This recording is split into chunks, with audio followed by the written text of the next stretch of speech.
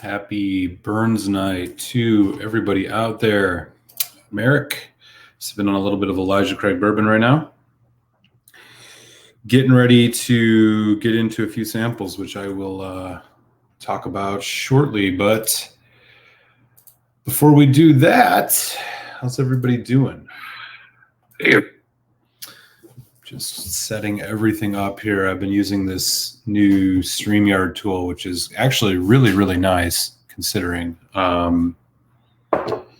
It's actually working out super well because the stream and the chat all appear within the app, which is super, super cool and makes it really easy so you don't have to have two screens open at once if you don't want to, which is super awesome. But yeah, a little bit of Elijah Craig. I might have a little bit of George Dickel before we start, but it looks like we got 3 folks on already, which is great. How's it going? Happy Burns Night, y'all. Two Slows in the house saying hi. Too Slow, what's good? How are you? Are you having anything interesting to sip tonight here on Burns Night? You should, because this Elijah Craig Barrel Proof is going down really well. And one of my favorites. This is the batch, the C919 batch, which is a really good one. Let me just make sure I can see this entire chat thing here. Mr. French is in the house. Hey, how's it going? I just saw you a little while ago on Quig Stream. And it's funny because the samples I'm going to look at tonight are both things that were sent to me by Foodquig. But before we do that, I think I'm going to get into a little bit more of this George Dickel, which I just did a review of. This was the Whiskey Advocate Magazine's 2019 Whiskey of the Year, which for better or worse, depends how much credibility you want to put on that. But I was able to find a bottle at a pretty decent price. And so been sipping on it for a couple weeks now. Gave it a pretty good review. If you haven't seen it, check that out. I'm going to sip a little bit more of it tonight because I think it's a good one. The best part about this is that it's 13 years old, which is pretty unseemly considering most of the time these things are like NAS, these bottled and bond. So a 13-year-old bottled and bond. It is that Tennessee process, so you have to deal with that. Whether you're a fan of it or not, this is a good whiskey that will help you make that decision if you enjoy Tennessee whiskey. But it's got an unmistakable funkiness to it.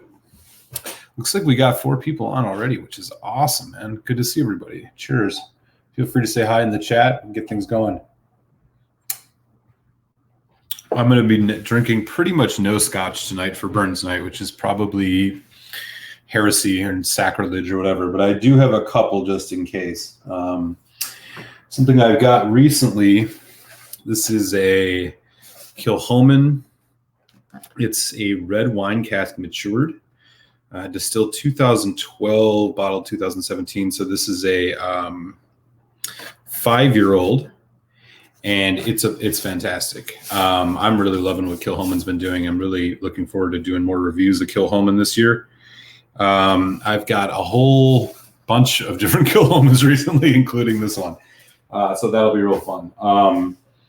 I also just got this recently. This is a Berry Brothers and Rudd independent bottling of Kalila 11 years old. It is bottled at 55% ABV, which they say is cask strength on here, which is super cool. So we'll be getting into a little bit of this later as well, but we will do the samples first. Outside that, just a couple drams to say hi to everybody. What's everybody else drinking? Too Slow, or do you got something in your glass? What about you, French? And then whoever else is on, feel free to say hi.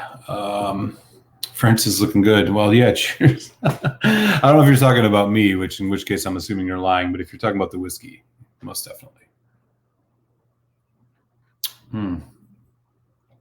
This one is interesting. So as I talked about in the review, there's like this unmistakable tasting note in it. I wish I knew how to describe it. They don't put tasting notes on here, which is nice, but it does mention that they chill their whiskey before filtering it through sugar maple charcoal.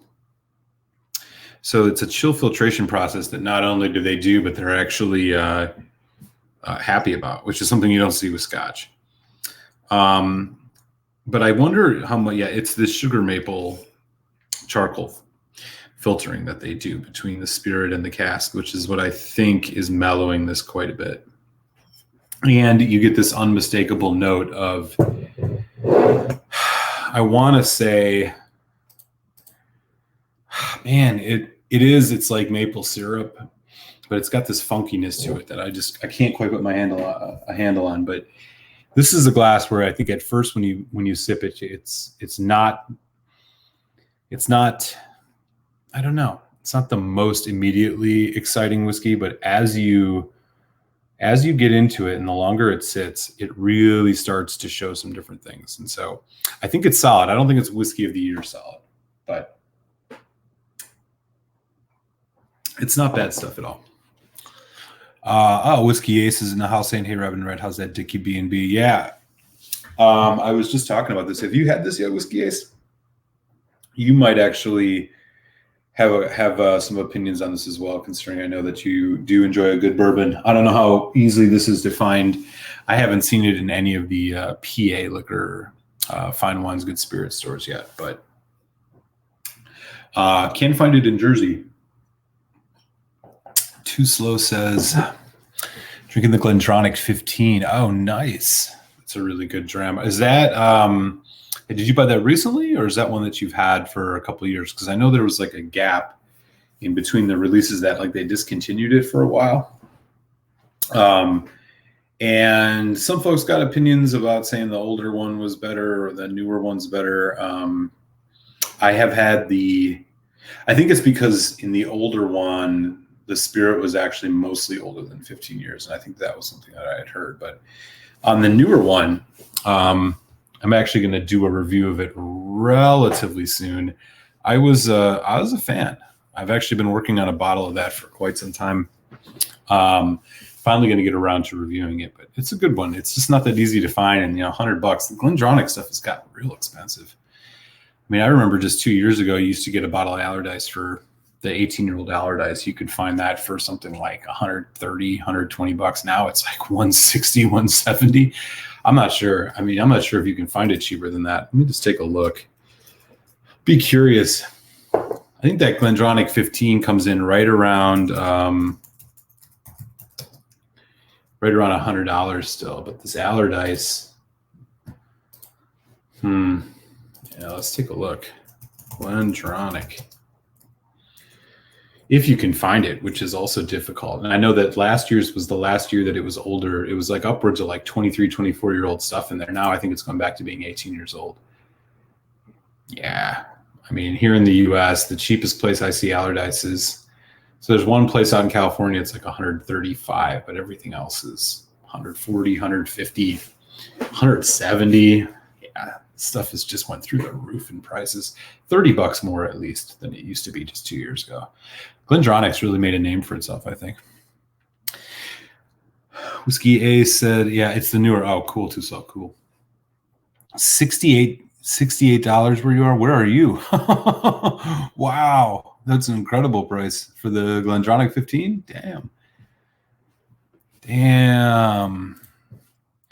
Glendronach 15 at $68. Wow. That's a steal. You should buy every bottle that they have. That's an amazing price. Whiskey, I said, no, it was one of the whiskeys I was hoping to find last year. I've been right. Yeah, okay. So I just started seeing the Dickel bottled in bond start popping up in southern New Jersey across the river from me in just about a couple weeks ago. And it's not one that I can find super easily, but the prices on this are varying a lot too.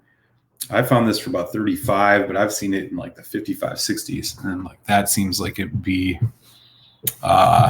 too much, more than I would want to pay. But anyways, we're up to 7 folks. So man, good deal. How's everybody doing? Whiskey says you can get it here for 138. Is that the Allardyce or the Glendronach 15? I would hope it's not the Glendronach 15. if that's up to 130 some dollars now, man, we are getting into some dangerous territories. That stuff's almost becoming too expensive. What do you think of that? What do you think of the Glendronach 15 Too Slow? For a sherried whiskey? I think that one was they did two different casks for that, if I'm not mistaken. The Allardyce was all Oloroso. I know that, but the Revival 15-year-old, what was that all in? Glendronach 15 Revival.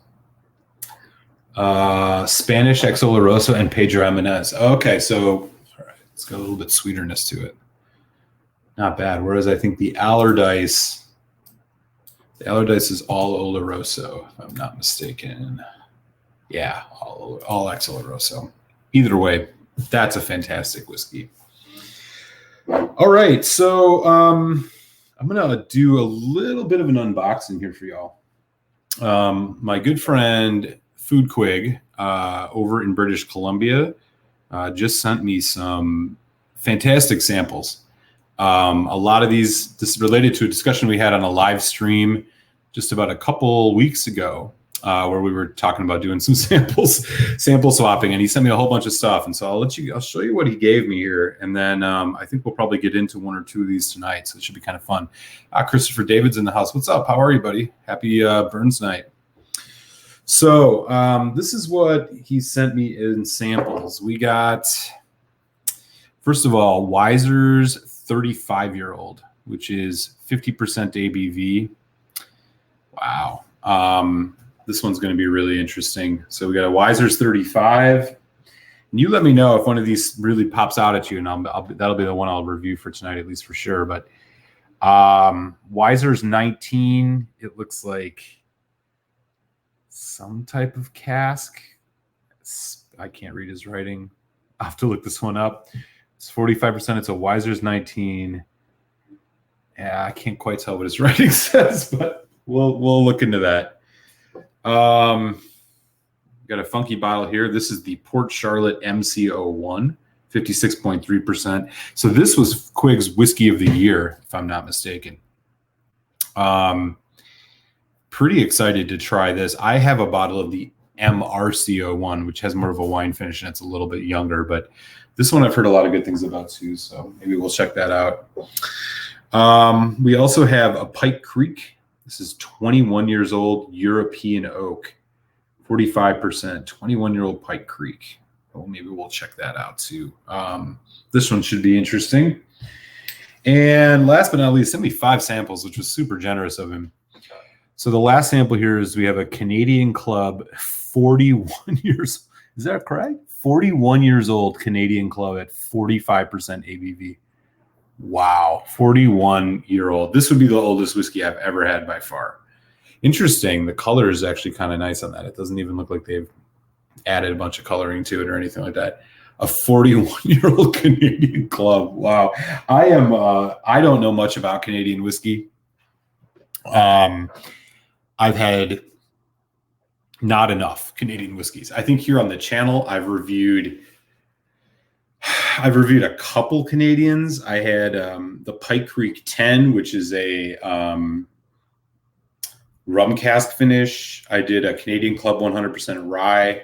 I have a bottle of Lot 40, which is a really good rye whiskey out of Canada. But outside that, Canadian whiskey is not something I'm super familiar with. So the fact that he sent me some Canadian whiskeys that are 21 years old, 41 years old, this is a real treat. 35 years old, this Weiser's, man.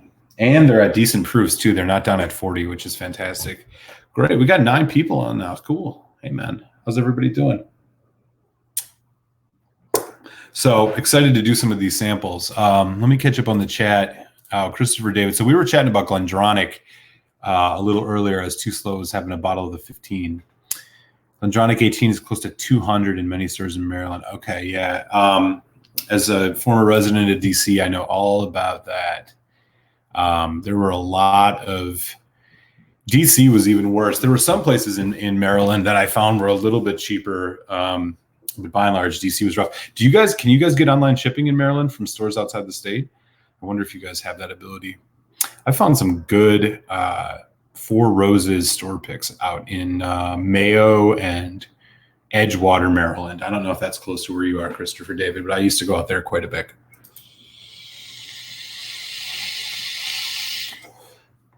Let's see, Whiskey Aces, that's awesome. Christopher David, that PC is fantastic. Is that the PC or the MC? Oh, Port Charlotte. Okay, the Port Charlotte MC01. Yeah, I'm really looking forward to this one. I think I might do this. I might not do this one tonight because I do have a bottle of the MRC01, and this might be a fun thing to do as a side-by-side. And, maybe just try them both, rate them both, share my 2 cents on them. So I might sit tight on this one. I'm leaning towards one of these Canadians. And so I'm thinking we got 3 Canadians here. Pike Creek 21, European Oak, or 4. There's 4 Canadians. Canadian Club 41. And this is the one I couldn't quite make out what he wrote on here. Let me just take a quick look. It's Weiser's 19 something. See what Google says about this. Weiser's 19. Yeah, I can't make out what he says here. This is gonna be the Weiser's mystery bottle. So we'll figure out what it is when we get there, I think. But it is 19 years old. It looks like Spanish something. I don't know.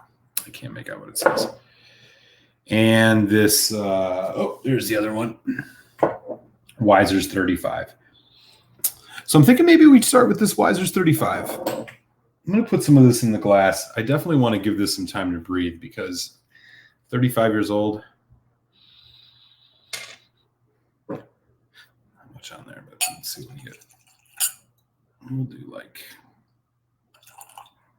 there we go. Very clear gold, orange gold color. I'm not sure what the rules are around color and chill filtration in Canada. I'm like I said, I confess I'm somewhat ignorant. I know that there are some very minimal stipulations about what Canadian whiskey should be, but as long as it's made in Canada, I think it's over 3 or 4 years old. Weiser's 35. So let's see what this, I'm going to share some deets on what this whiskey is all about. Weiser's 35 years old. Let's see what we can find out.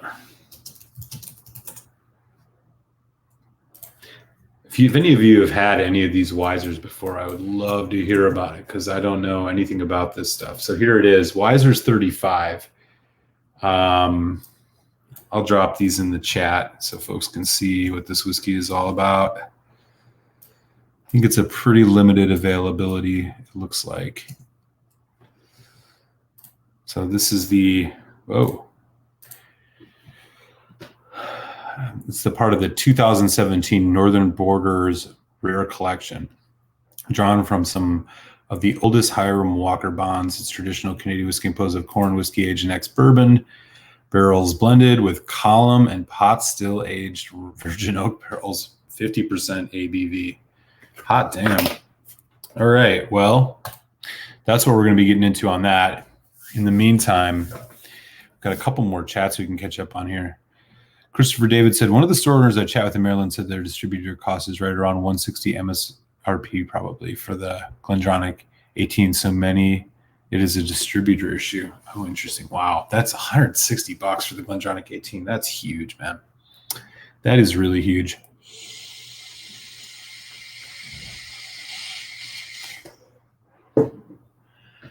Christopher David said, what is the oldest whiskey you have ever had? I'd be curious to hear from folks on the chat what their oldest whiskey was. For me, well, before tonight, where I'm going to try at minimum a JP Weiser's 35-year-old, the oldest whiskey that I've had is 25 years old. And that is a couple. Lafroig 25, the Ball Blair 1990 second release, which I think was bottled in 2015. So that was a 25-year-old. I have also had one other 25, Glen Farquhar's 25, which is not the greatest. At least the the bottling we get here in the U.S. I don't know. It left a lot to be desired, but so before tonight, 25 years. Obviously, we're gonna top that with a 35-year-old JP Weisers tonight. But Whiskey Ace says, I've only had Weiser's Triple Rye, one of the best bargains. So I'm not familiar with that. I have distiller.com open right now. So I'm learning a bit about Weiser's right here on the fly as we chat tonight, y'all. I'm looking at this Triple Rye that Whiskey Ace just mentioned. They have a lot of releases, by the way, y'all. Ton of releases. So here on this is the Triple Rye distilled in Canada and aged in barrels for at least 3 years. Canadian whiskeys are a blend of corn, barley, and rye whiskeys, which were distilled and matured separately. Traditionally, Canadian whiskey is called rye, although no minimum percentage of rye is required. So it sounds like they're all basically blends of stuff that's distilled separately. But pretty interesting tasting notes on this rye that you mentioned, Whiskey Ace. The whiskey is an all-you-can-eat rye bread buffet. The all-rye nose shifts to velvety wheat and vanilla icing on the palate, with rye spices still in abundance. The oily and creamy texture of the whiskey makes it tough to break long enough with sips to enjoy a bracing clean finish while the rye spices get a chance to pop one last time. Damn. They're really, that's really a well-descriptive blurb on this whiskey. That's interesting. All right. So as you can see, I got a top on this 35-year-old Weiser's right now. I want to make sure that this gets enough time. So as far as I understand on this, it is ex-bourbon and virgin oak. But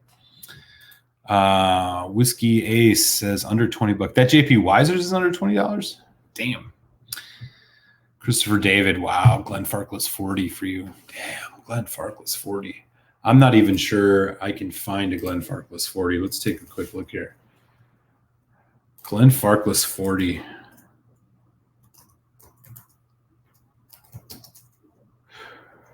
Christopher David, are you in the States or are you perhaps in Canada? Because I see a lot of international releases of this. Holy shit. Yeah. I see it in England too, about $800, 800 pounds, or 800 American.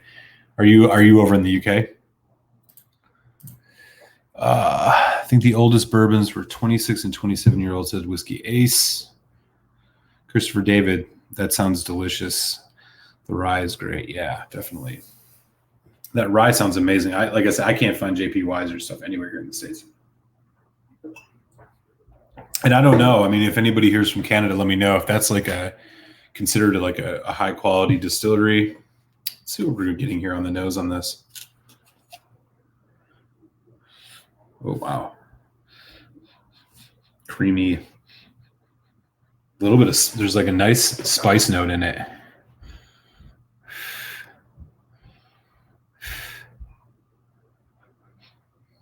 This is 50% ABV. Yeah, there's a nice spice note. It smells really warm. Vanilla, slight cocoa thing going on. It smells amazing.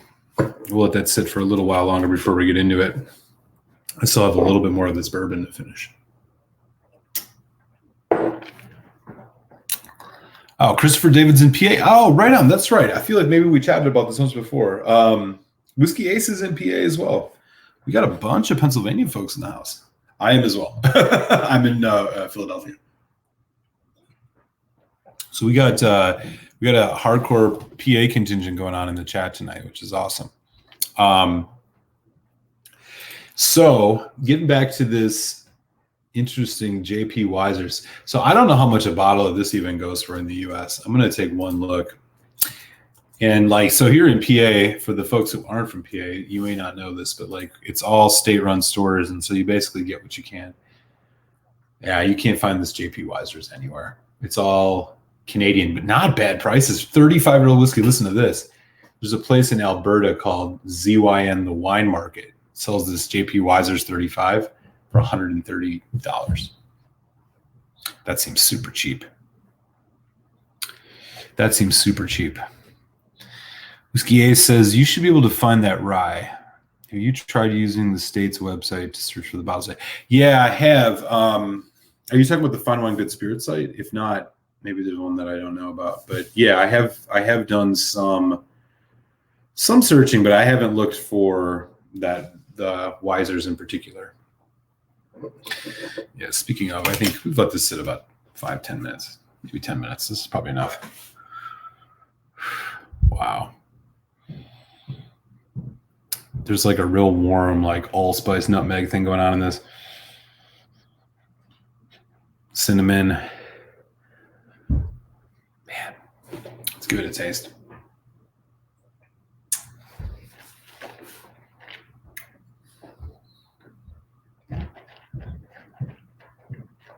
Wow. Well, for the oldest whiskey this being the oldest whiskey now I've ever had, holy shit, this thing really, really packs a punch. Super full flavor. A bit astringent. You get a bit like, it's almost like a citrus pepper spice that is really, really heavy and sharp in this. But huge flavor, really, really oily and viscous. It's hanging on for a long time. Coffee, caramel, chocolate, vanilla. There's like a nuttiness to it. A little bit of citrus. Wow. I mean, this is one of the longer finishes I've ever had, which I guess makes sense considering it's 35 years old. Holy cow. Yeah. This is really impressive. 35-year-old JP Weisers. I think this will be interesting to put a little water on.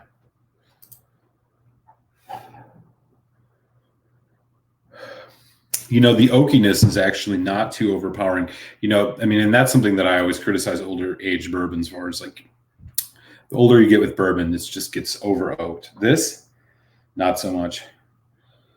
There's apple going on in this too. Wow, this is amazing. I'm going to put a little water on it. It is 50% ABV, so let's see. Just a bit here. Should bring it down to like 41, 42, which is probably right where we want it.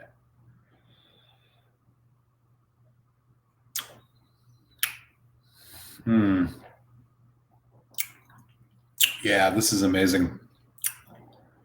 Boy, I wish we could find a 35-year-old whiskey for $150 here in the States. Us Canadians are lucky on this one. I won't say it's overly complex. It's not. It's like it's doing 3 or 4 things and it's doing it really, really well. There's not a lot happening underneath yet, at least. We'll see what happens. And with the water on it now, we'll give it a little bit more time.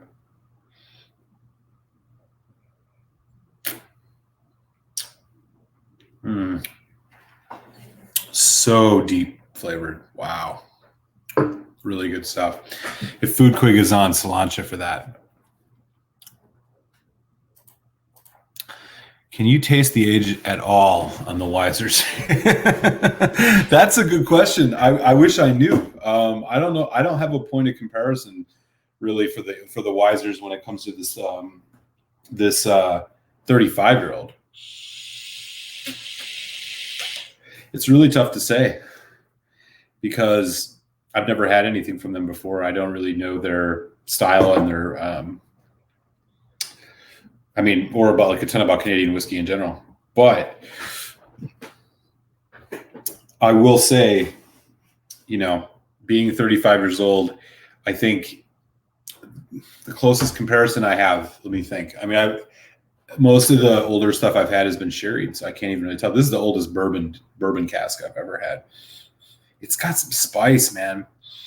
There is a heavy spice note that comes off on the development, which I think is probably from that European oak. I always hear that European oak is kind of the spicier of the oak barrels, so that's definitely probably where that's coming from. But the bourbon notes in this are huge.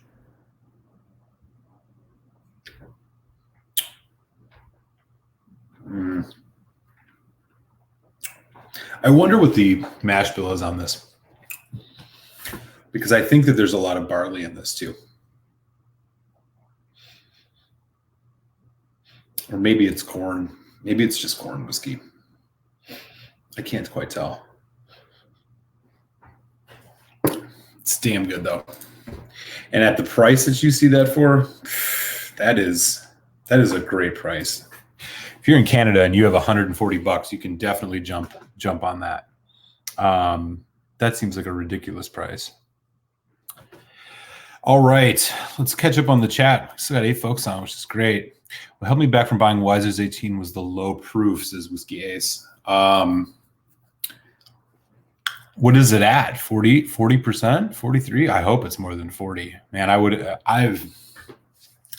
bought 1 or 2 18-year-olds that were at 40%. I don't think I'll ever do that again. One was Chivas Regal. So,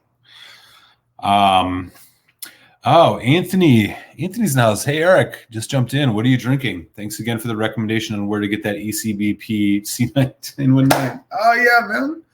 I'm glad you found a bottle. Hey, you're among PA friends in here tonight. Whiskey Ace and Christopher David in the chat are both PA residents.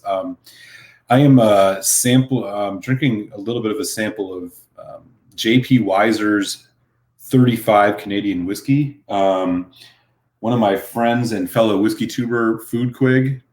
If you're not a subscriber on Foodquig's channel, check his stuff out. It's great. He is over on the other side of the continent in Canada and recently sent me a bunch of samples, mostly of a bunch of good Canadian whiskeys that I have never had. And the first one that I cracked open today is a 35-year-old JP Weiser's at 50% ABV. It's an ex-bourbon and European oak cask. Really, really good. I hope you're enjoying that.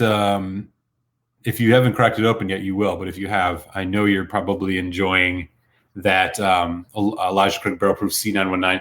That I think is a fantastic dram.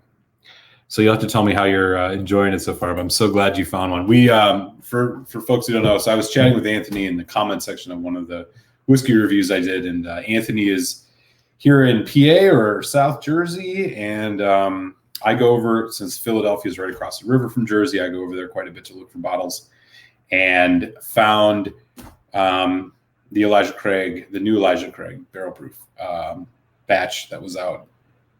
And so I'm glad he got to go find one because we were chatting about it in real time. Let me just catch up here. So Christopher David said, I have never had a Wiser's. Oh, interesting.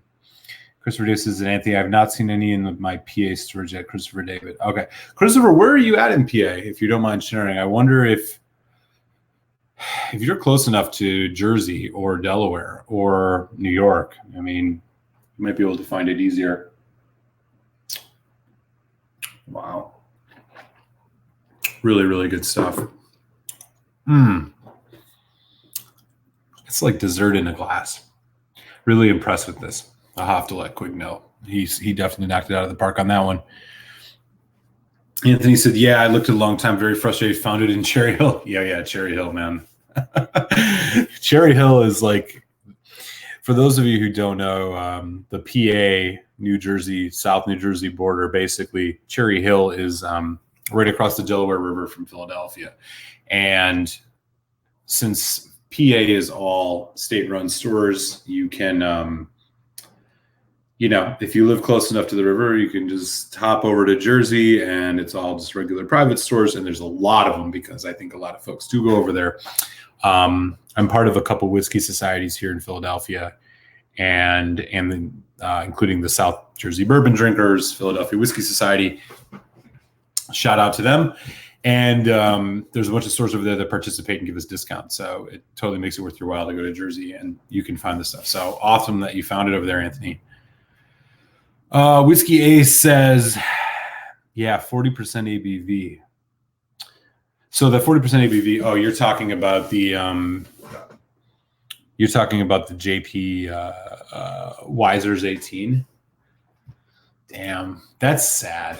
I'm sorry, but like, as I'm kind of in year 4 of my whiskey journey. And so I'm kind of at this place now where 18-year-old whiskeys that are coming in at less than 46% are starting to really make me second guess. But wow, I mean, so I just found this, there's a place that ships to PA in New York that's selling this JP Weiser's 18 for $50. 40% ABV though, man. I don't know if it's worth it. But 18-year-old for $49.95. Come on, man. That's like highway robbery. Damn. All right, I might have to think about that.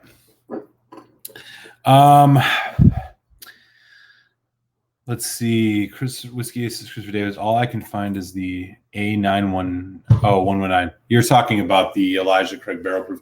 That's a great pour. The A119, I think, was my favorite, but this C batch is right there. Damn. All right. I see you, JP Weiser's 35. That's a serious pour. I mean, I would expect more out of a 35-year-old Scotch in terms of complexity and stuff, but this is really good. And the finish just hangs on. It's like vanilla frosting, butterscotch, a little bit of chocolate, coconut. Yeah, like German chocolate cake. It's really, really good. Yeah, that's real. But yeah, if you're still finding the A119, man, depending on the price, that's one of the best Elijah Craig Barrel Proofs I found. I would maybe grab a couple. Anthony says, I drink all 3 batches almost every day. Nice. Which one have you liked the best so far? In Southern York County, says Chris Reddit, all we have on the shelves is A119. York County, PA. I didn't grow up here in PA, so I'm still kind of figuring my way around. I've only lived in Philadelphia for about less than a year. Oh, so you're over by Harrisburg. I see. Oh man, you're right across from. Yeah, you're too far from Jersey. You're too far from Jersey, but well, maybe not. There's a couple shops in Delaware. I don't know how much of a drive for that is for you, but maybe an MD too. But man, the fact that you even have barrel proof on the shelf at all, I can't find it anywhere on the shelf in Philly. Anthony says I'm in King of Prussia. Oh, right on. So you're right up the street, man. I'm not far. I'm in West Philly, so I'm probably 30 minutes from you.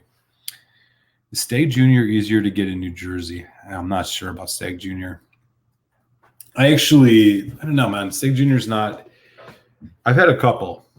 Some have been good. A couple have been like not my favorite. So I don't really hunt for Stag Juniors. I'm more of an Elijah Craig Barrel Proof on when it comes to fair priced barrel proof bourbons. The Stag Junior too is also getting crazy expensive. I remember when that was like $50-$60, which was only like 2 years ago. Now, man, I see people selling that for like $100 at stores.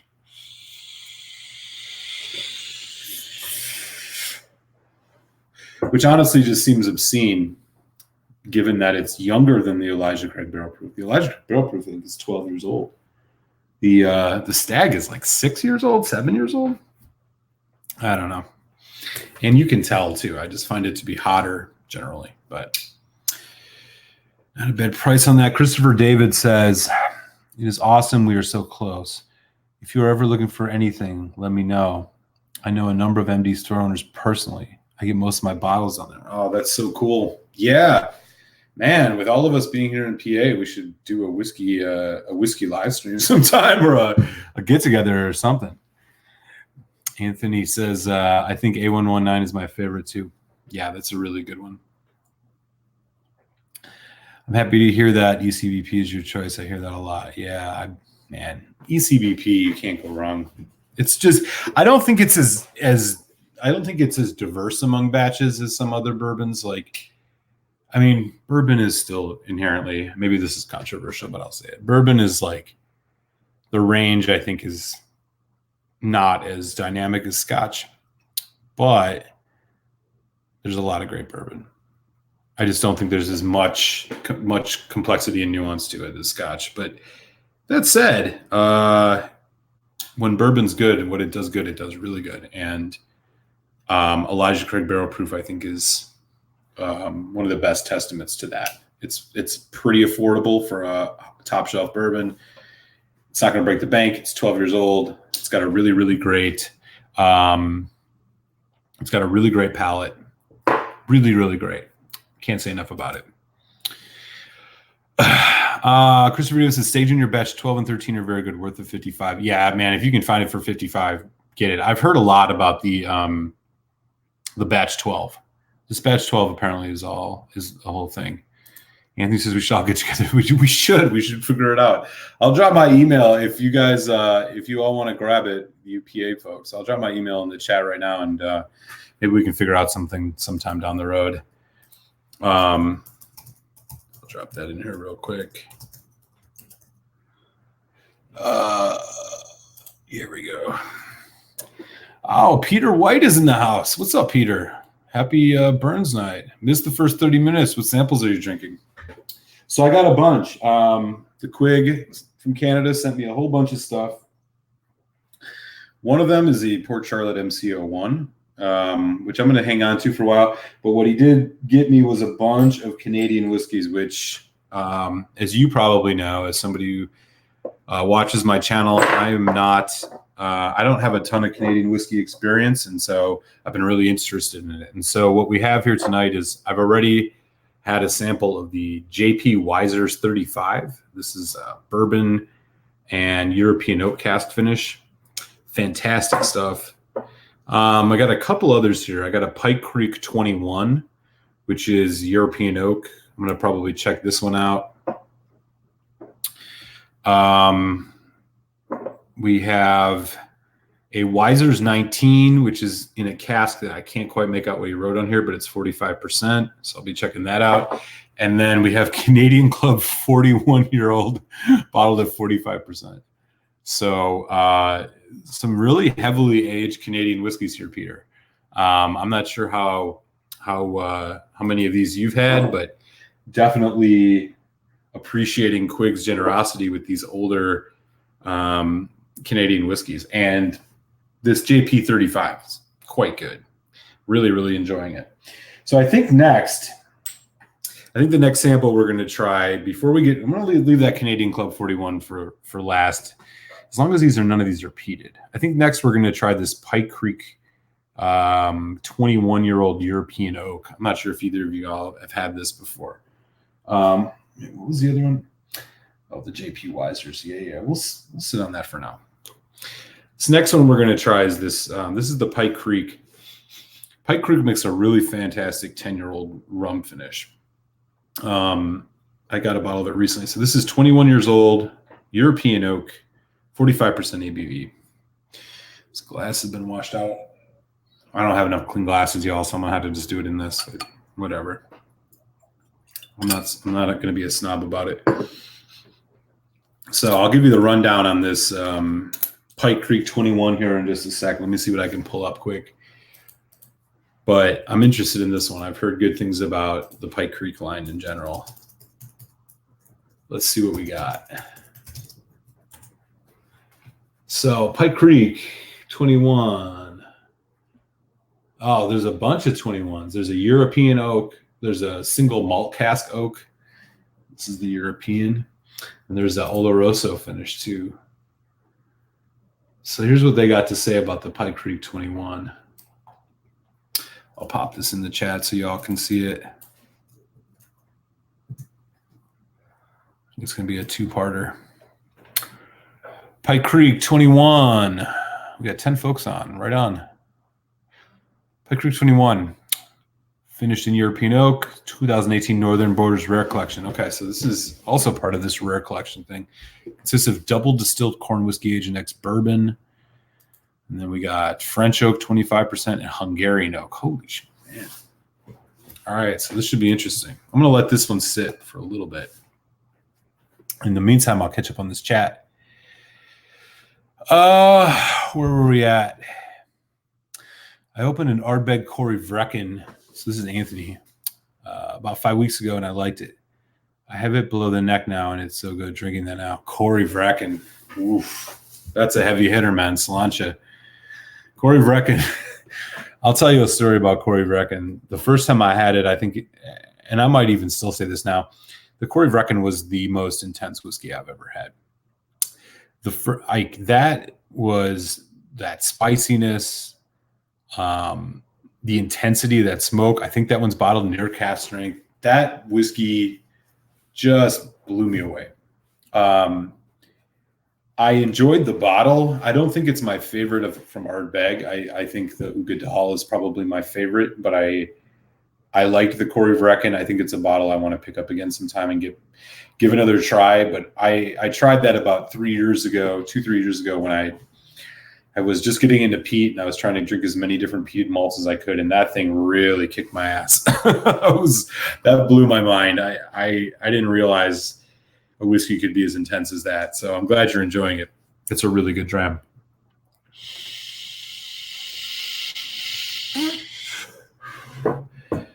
Anthony says, so much better now, I should say. Okay, yeah. Whiskey Ace says, I'm due for a Philly trip. Yeah, Whiskey Ace, you should. You should totally, you got to come down to Philadelphia, man. There's so much to do in this town. I'm sure you've probably been here long. You've probably been here more times than I have, and I've lived here for 7 months. But yeah, if you ever do, let me know. I completely agree, says Christopher David. The flavor wheel with Scotch is much more diverse than bourbon, but some of my favorite whiskeys are bourbons. Yeah, totally. I think that's absolutely right. Now you're seeing recently, especially some of these places in Texas, you're starting to see a lot more finishes on bourbons that you kind of traditionally see on Scotch. You're seeing more like Oloroso finish, port wine finish, things like that. I have not had much bourbon. To be honest, the thought of a port wine finished bourbon sounds kind of outside of anything I would find appetizing, but I'll try it eventually. But I think in general, what you're saying is true. I think that with bourbon, you know, the wheel is much smaller, but what it does well, it does really, really well. So cheers on that, Christopher. Peter says, nice. Peter's probably had all of them. I wouldn't be surprised. He's one of our Canadian friends, so definitely he's probably had a bunch of these. A bunch of folks saying good evening, saying hi to each other. Peter White says the new Pike Creek 21 is Oloroso cask. Oh, interesting. So they probably do like an annual release of the 21 with a different finish or something like that. This one, let me just double check. This one that Quig sent me is European oak. So this one's probably going to be spicy. But an Oloroso cask sounds pretty good, considering it's like I think it's an all corn whiskey. I'm not sure.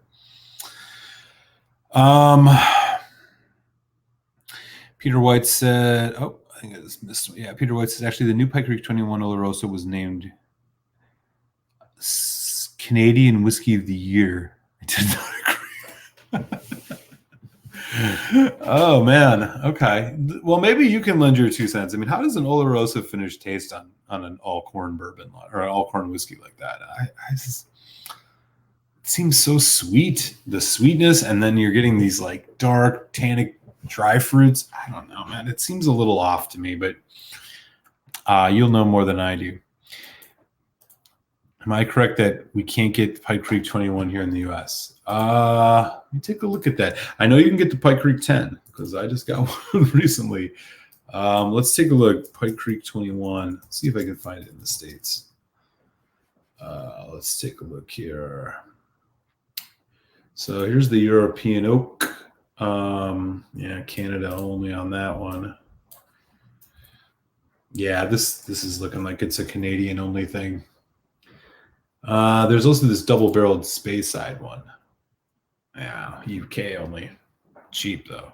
Yeah, unfortunately, that does appear to be the case. Oh wow, Christopher David says very nice.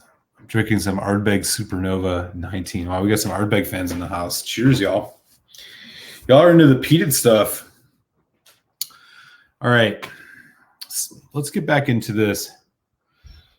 This is the second of the drams that I got in the samples. So just to give you a quick review, this is Pike Creek 21 European Oak. Really tame nose, actually. I don't know what to expect. I would assume that we're going to get some spice off that European oak. I don't know what type of nose we'll get off Hungarian oak. Right now, I'm getting kind of just a bready, vanilla kind of creme brulee, whatever thing going on. A bit of a mocha, chocolate mocha thing. Tame nose. 45% ABV. Yeah, this is interesting.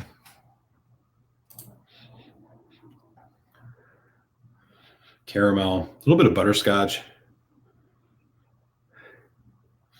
All right, let's give this a taste.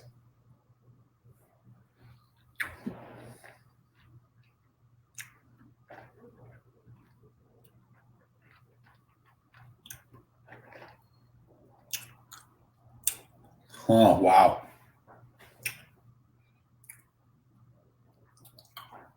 Spicy, citrus, gingery, like ginger citrus type thing. It's that sharp tartness. Caramel, vanilla. Wow, this is interesting. It's not as kind of rounded off as I expected.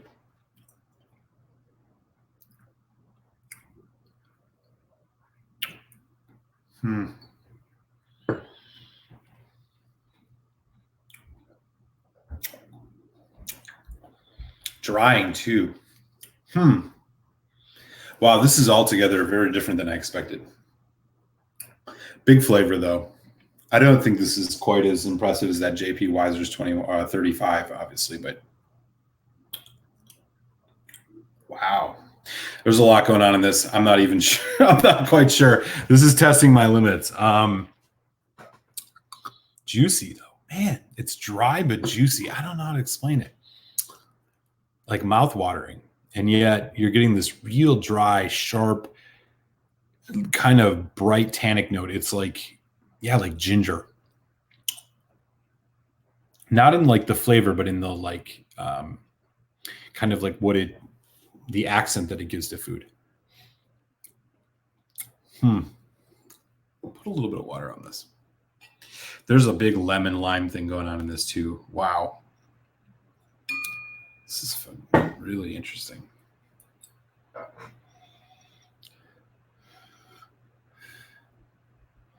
It smells kind of, yeah, corn, spirity almost, despite being 21 years old.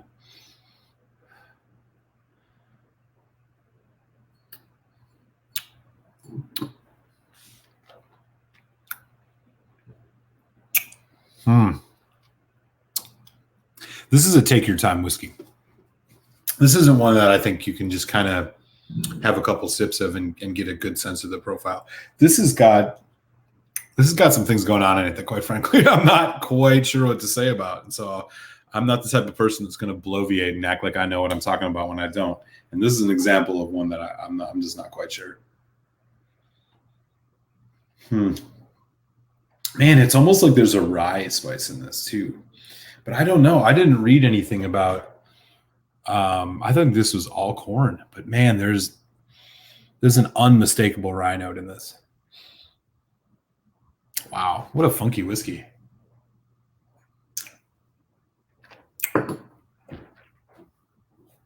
All right, Canada.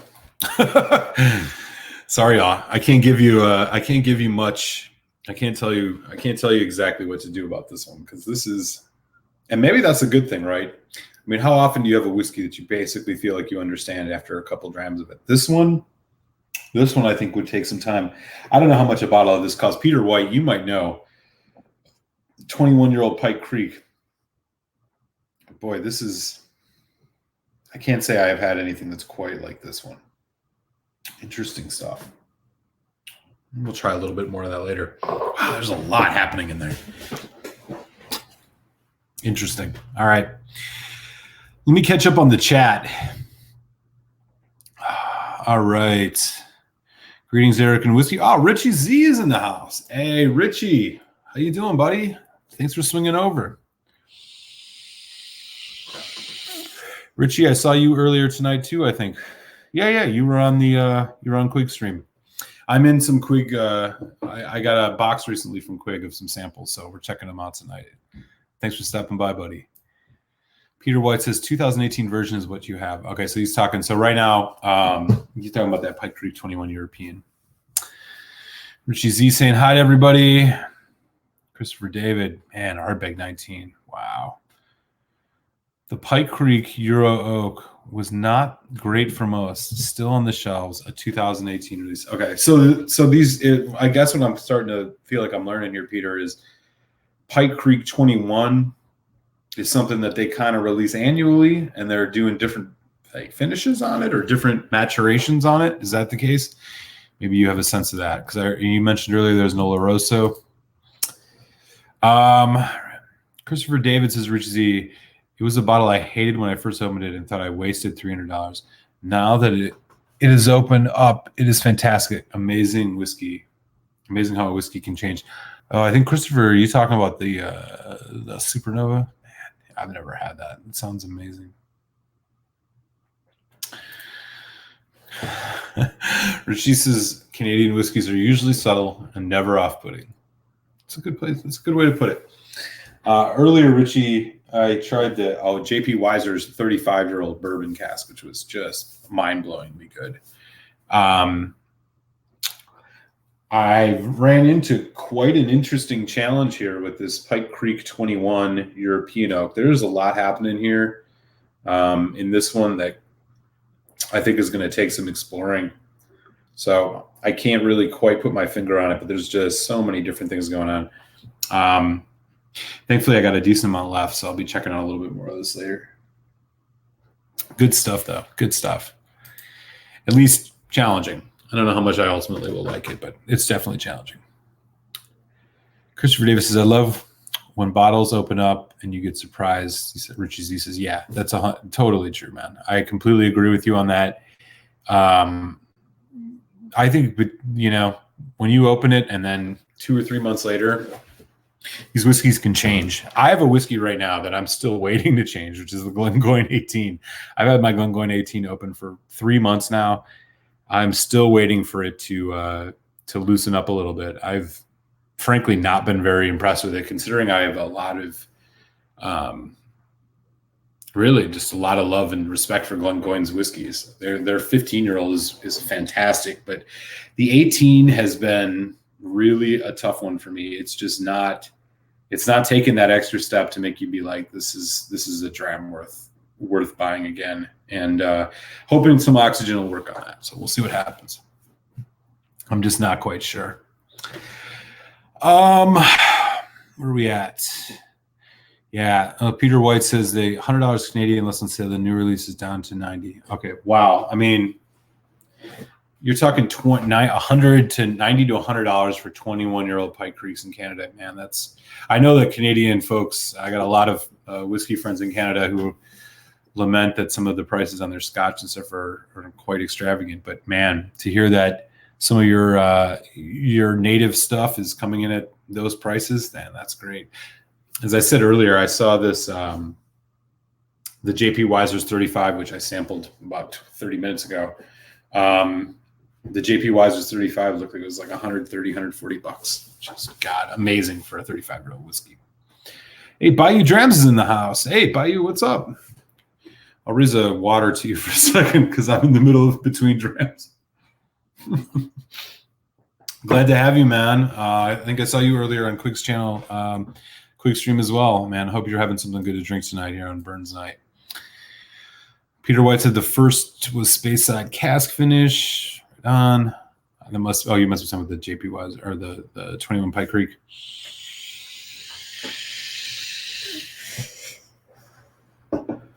All right. Yeah. Hey, Peter and Bayou. Oh, Donner Pass is in the house. At work, just dropping by to say hi, man. Hey, Slancha, Donner Pass. Hope you're not working too hard tonight. We're just having a couple of drams, tasting a couple of Quig's samples that he sent me. Always a good time, man. Glad to have you here. Peter White said the King released last year, JP Weiser's 23 cast strength. Damn, that sounds amazing. Wow. Oh, Bayou Drams. Well, I just cracked open my B519 tonight. I see another bottle in my future. Oh, which one are you referring to there? I mean, you're talking about the B519. That's Elijah Craig, if I'm not mistaken. That's a good dram.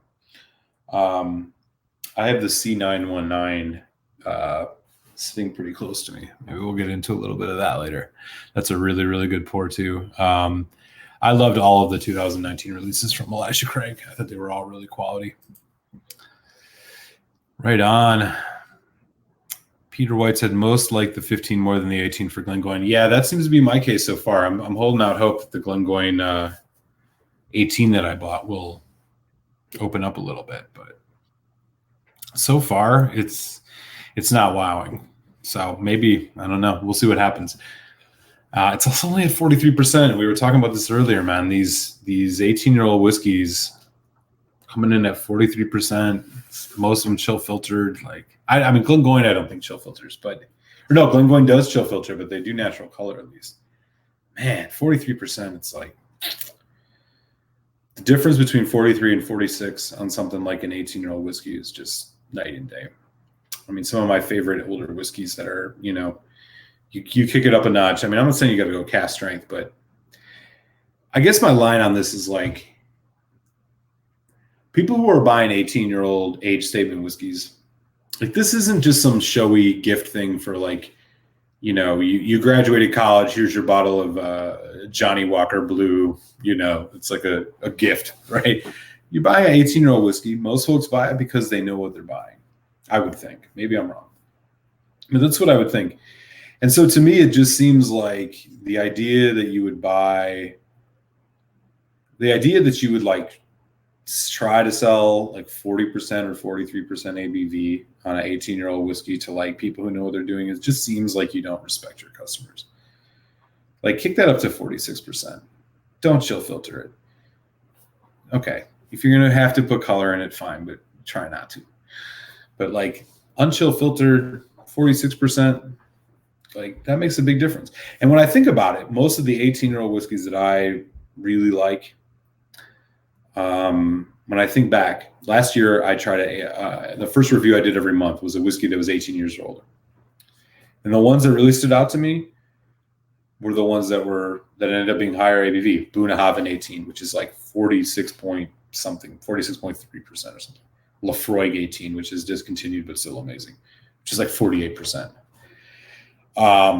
There was one or two others. There was one that was 43% that I still thought was really good, and that was the Glenlivet 18. Glendronach 18 is another one, which is at 46%. I just feel like going into this year, if I'm gonna spend that kind of money on a 18-year-old Scotch, particularly 18-year-old Scotch, bourbon, I wouldn't even mess around with 18 years old. It's too old and too oaked out for me. But for single malt, and I'm going to be hard pressed to want to throw down $120, $130, $150 on a 43% ABV whiskey. I just like won't do it. You're just getting shortchanged, even if it's good. So like the Glengoyne 21 is a great example of this. The Glengoyne 21 is like high, almost $200. Sounds like it'd be great. It's 43%.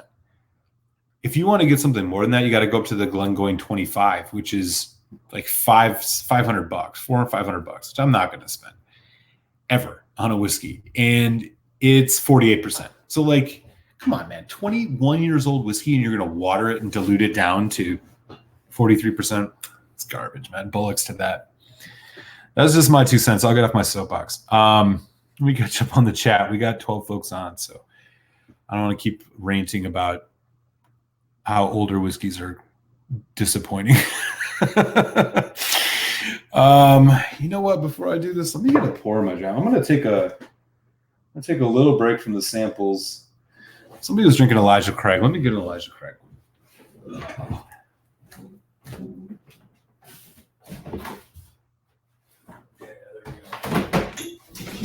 Shit. Making a mess. Damn cork broke on this. That's all right. I didn't lose very much, which is great. Shit. Damn, Elijah Craig, why you got to be like that? We'll let that settle down for a second. But in the meantime, yeah, what a bummer.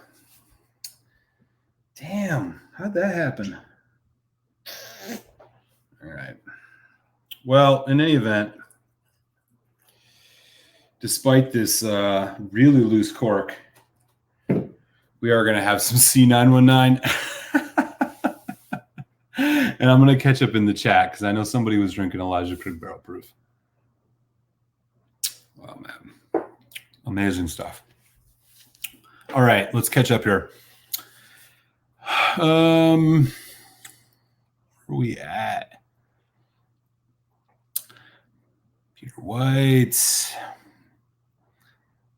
Blah, blah, blah, blah, blah, blah. Here we go. Even after some time, Donner Pass says, open that Glengoyne 18. Still needs a lot of time in the glass, and it's very subtle flavors. Yeah, totally. I think that's absolutely right.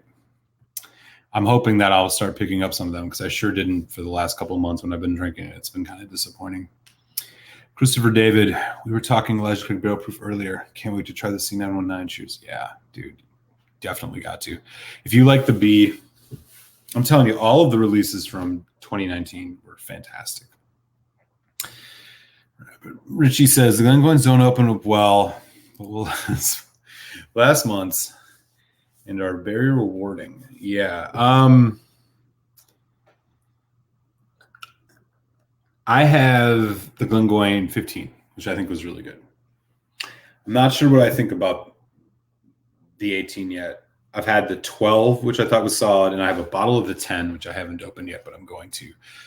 I like Glengoyne stuff. I like their profile. I like it's kind of a lighter whiskey, but it's got really good sherry influence flavor. I think most all their stuff is sherry. But damn, the 18 is just, I don't know if it's subtle to the point of unnoticeable or it's just not that complex. We're going to find out eventually because I'm letting that thing sit for quite a while. Glengoyne 21 needs time as well, says Peter White. Yep. Tim picked up a bottle of Stranahan's at the store, says buy you tonight. I'm anxious to try it, but I have so much to get to first. Buy you Drams. I have my eye on that, but haven't tried it yet. Oh, we started with the Glengoyne. I have not had any of the Stranahan stuff. That's the Colorado, Will? You'll have to let me know if that's the one. I'm not sure if that's what it is. Really like Glengoyne Legacy. Oh, wait. Eric, do you have Glendronach bottles? You're in your face off the next pours with the Glengoyne. Yeah, I have a bottle of the 18 Allardyce, and I have a bottle of the 15 Revival, the newer one, which I actually going to be finally doing a review of. Yeah, they are a little bit more in your face, and I think part of that's probably because of the ABV. I think the Glendronach Allardyce is 46%, if I'm not mistaken. Let me take a look here real quick. I'm almost positive that one is at 46% because I went through a bunch of these last year, and yeah, Allardyce. So the Glendronach Allardyce, yeah, 46%. Yeah, so I totally agree with you on that. Really like the Glengoyne Legacy, says Donner Pass.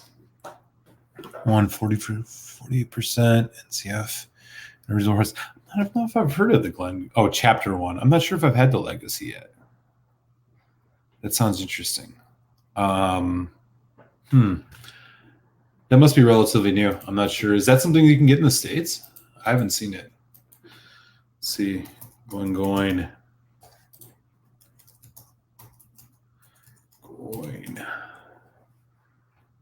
Oh, yeah, here it is. Legacy Series, Chapter 1. Did you say 2019? Oh, okay. Yeah. Looks good. First fill Oloroso, European Oak Oloroso. Yeah, 48%. Man, that sounds nice. It's exactly what you need out of a Glengoyne. It's exactly what I want out of a Glengoyne.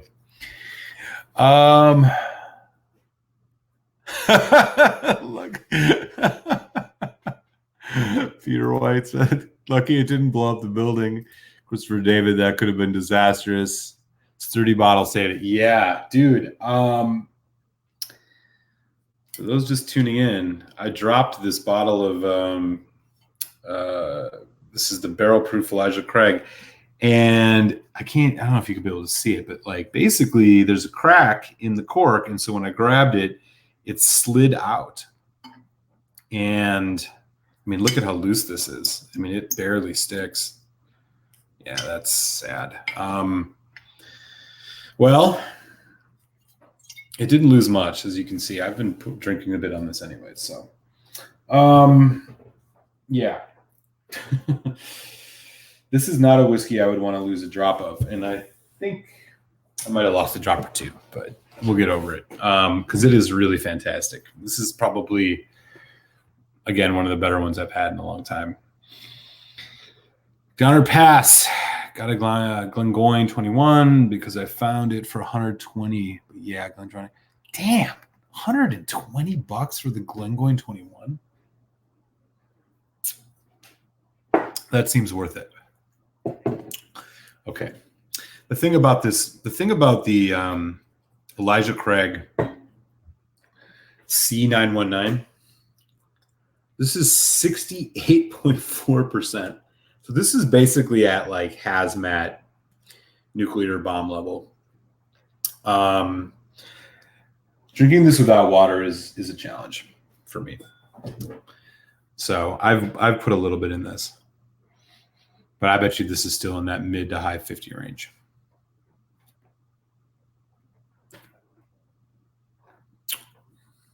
Oh, it's incredible. I'll go to war for Elijah Craig Barrel Proof any day. I think there are two bourbons that, despite the entire bourbon craze that we're seeing here in the United States and probably for folks abroad, that are just like, for the quality, are your best value drams. Elijah Craig Barrel Proof and Knob Creek Single Barrel Reserve, which is a 9-year, it's 60% ABV, but you can get it for $45, which is just basically a steal.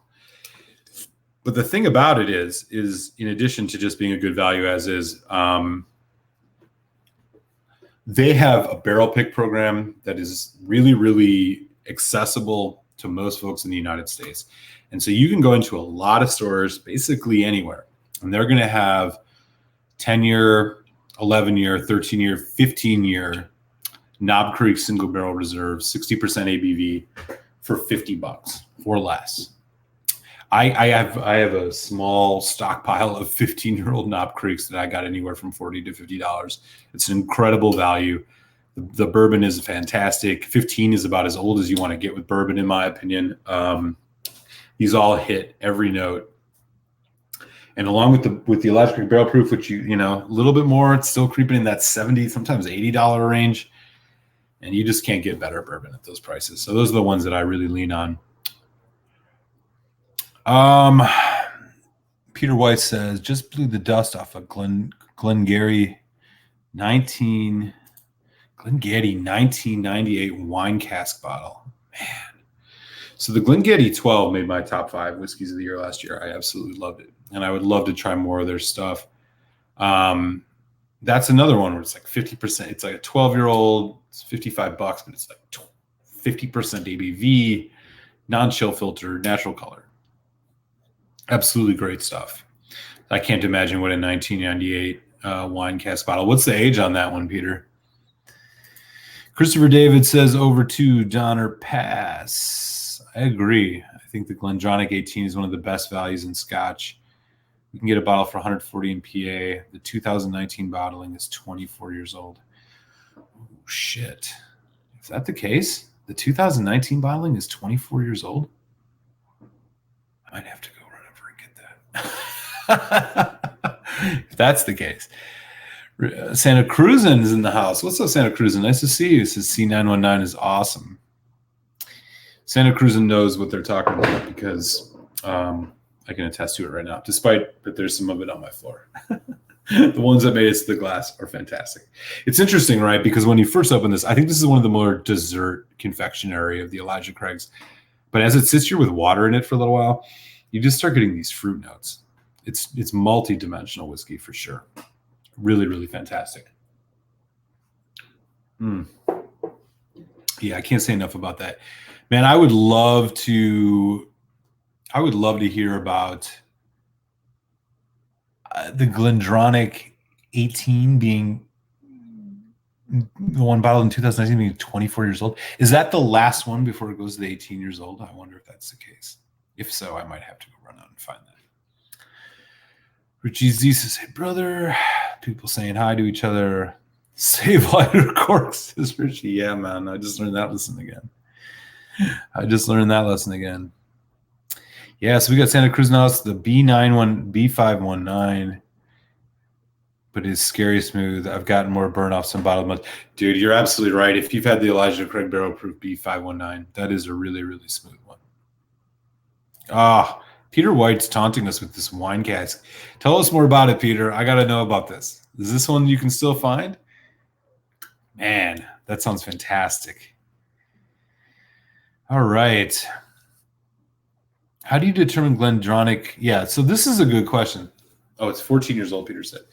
So this is what I want to know. So some folks, I've heard this, that Glendronach Allardyce, I don't know what happened to the distillery, but basically what you're finding is that the majority of the whiskey in it is much older than 18 years up until 2020, in which they are going to switch it over to being back to just straight up 18 years. I don't know. Are the sources on this reliable? To be honest, I just don't know anything about it. But if that's the case, the fact that the one from last year is 18 years old seems to me like, or 24 years old seems to me like we should definitely get our hands on a bottle of it, because that sounds amazing. Bayou Dram says at Robin Red, it's also cool that if you email Knob Creek and give them the barrel number of your pick, they will tell you the warehouse floor, barrel date, and selection date. Yeah, that's amazing. I can't say enough good things about the whole Knob Creek barrel program. That's fantastic. I didn't even know you could call them, so that's even cooler. If folks are into getting the information like at that level, you can get it, which is so cool. I mean, especially from a big distiller like Jim Beam, that they're making it that accessible. Awesome. Christopher David, Peter White says these are still on the shelf in Nova Scotia for $130. There's a new 1999 wine cask 19 year for $300 Canadian. Damn. And Christopher David said Glendronach age chart. Look it up for chart images. Glendronach age chart. What's the deal with this Glendronach age thing? I got to find out about this. Sorry, y'all. I got to know. Oh, shit. Words of Whiskey says, though, Glendronach is a lot older than the label says. Yeah, this is true. So basically, if you buy a bottle of Glendronach Allardyce in 2019 bottle, it's 24 years old. But if you buy a 2020, it's 18. The Glendronach Revival. Oh, wow. So the Revival was 20. Damn. Same with Parliament. If you bought a bottle of Parliament in 2000, so the Parliament is getting older. So if you get a bottle of the 21-year-old Parliament in 2022, it'll be 27 years old. Why is this? So the story is the 12-year-old original was released in 2009, so should have been at least partly distilled in 1997, except that wasn't a possibility. So the first batch of 12-year-old Glendronach was actually at least 14 years old. If you bought a bottle in 2013, you actually got an 18-year-old whiskey. The same also works for the 15-year Revival Allardyce, blah, blah, blah. And this is because the distillery was shuttered for a while. And so during that time, that stuff aged, but then they released it under the same name. Okay. Holy shit. Okay, y'all. Well, there's your news. Apparently, if you don't know about Glendronach Allardyce, or any of the Glendronachs, Google the Glendronach age chart, and it's going to tell you that you pretty much have the potential. And I think they have stamps on the bottle, so that's how you can know what year it was. Peter White says 2019 was, I think, it for the older juice Allardyce. Yeah. Well, there's a bottle of 2019 that is at a shop not far from me, which I'm going to go get tomorrow. I'm not even going to mess around.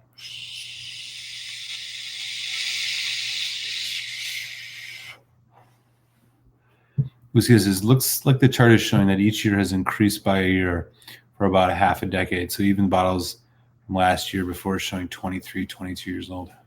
I mean, yeah, being older doesn't necessarily mean better, but I do kind of feel like, shit, man, you have to check it out, right? I mean, that seems a ridiculous price. Oh, wow. So Richie says, Eric, do you have an all-time favorite scotch?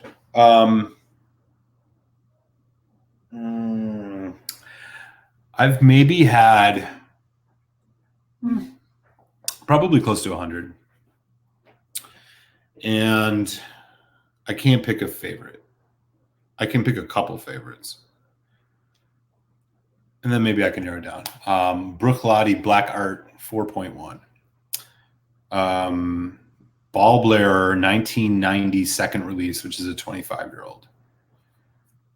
Lafroig 18. And Bunnahabhain Moynia Bordeaux finish. Yeah, I think that's about right. If I had to pick one, it probably would be the Bruichladdich Black Art 4.1. It's probably the favorite / best scotch I've ever had. The Ball Blair 1990, which you can still get, by the way, at a pretty reasonable price. That one's up there. Yeah. Tough to say, and it's tough to say because there's just so many, and like you evolve as you try more things. And so like what's amazing to you 6 months ago sometimes changes. Sometimes you revisit something you haven't had in a while and realize how much you love it more. It's really just, it's hard, man. It's hard to say. So I have like a group of ones that I think are really fantastic. I mean, I'm the kind of person, I mean, I'm never going to be able to drink like, $1,000 Macallans or something like that, which may or may not be really good. But I've had some really good drams, man, for sure. And yeah, Bruichladdich Black Art 4.1, Ball Blair 1990 second release, Lafroig 18, Bunnahabhain Moynia red wine cask. There might be a couple others I would toss into the mix on that, but Springbank 15 I think is fucking fantastic. Yeah, man, there's so many good ones. It's hard to say, but that's the best I can do. This is a good one for the chat. Anthony says, do you guys recommend a good whiskey book? I got Bourbon Curious today from Fred Minnick. I want to get a couple more. Definitely would like a good bourbon history book. Interesting. Bourbon history. That's a tough question. I would kick that to folks in the chat if anybody has any ideas. I don't know. I will show you something that I got recently. I'll grab this really quick. So recently, the Philadelphia Whiskey Society, we had a book signing and presentation by Robin Robinson, who just wrote this book, The Complete Whiskey Course. It's a 10-chapter thing broken up into chapters. He signed it and everything. It was an awesome presentation. Robin Robinson used to be a brand ambassador for Compass Box and is now just kind of one of the, the big names in like whiskey tasting and stuff. And so he gives you a primer, not just on, and I just opened it to the Wiser's 18. He gives you a primer not only on just bourbon, but pretty much all whiskeys. Talks about their origin, their evolution, recommends some of the like top choices in the flavor profiles, recommends the ones you should try, teaches you how to drink whiskey. It's an awesome book. I've barely got to scratch the surface of this, but he was a really cool guy. He's told us a story, which I'll share with you, that just kind of encapsulates how cool this dude was. So when he was working for Compass Box, one of his first whiskeys that the first whiskeys that they released from Compass Box was something called Compass Box Hedonism. And Hedonism is it's a single grain whiskey. At the time, it was the only single grain whiskey you could get. So When Compass Box they were distilling in another distillery, and when they were running it through their lines for bottling, apparently about 4 cases of it got tainted because the lines weren't fully cleaned, and they were tainted with Glenfarclas 25-year-old. And so what happened was he got a call here in the U.S. from, was it Mike Glazer? I think it's Mike Glazer, who is Rick Glazer, I can't remember his first name, is the master distiller at Compass Box, the master blender. And he said, Robin, you have to go down to New Jersey and find these cases. These are the line numbers. You have to pull these because we can't sell these. And he's like, why? He's like, because they went through lines that were tainted with Glenfarclas 25. And if you know anything, it's illegal for tax reasons and whatnot. It's illegal for them to sell a single grain whiskey that has been even remotely touched with single malt, because then it's a blended malt, right? So he gets this phone call from the guys at Compass Box that he has to go down and destroy this whiskey. And so he was like, yeah, sure, right. I'll do that. So he goes down, he gets the cases of whiskey, but he didn't throw them away. He kept them. And he brought a bottle of Compass Box Hedonism, which had been mildly influenced by Glenfarclas 25, and poured a Strams of it at the tasting. Amazing experience. One of the coolest things. Obviously not quite an above board thing. He's got a couple bottles of it left. He's been drinking it over the years. So if you've ever had Hedonism and you know how delicious that is, imagine it with a little bit of Glenfarclas 25, heavily sherried whiskey, just accenting it. Amazingly cool experience. It was an awesome whiskey. Totally recommend it. So long story short, keep your eyes out for this book. You can probably find it online. It looks really cool. I've got to dig into it quite a bit. It's not bourbon specific, but it does have a lot about bourbon in it. And it's just really nice presentation. So, and written by a super cool dude. All right, y'all. With that, I'm going to hop back on the chat and see where we are at.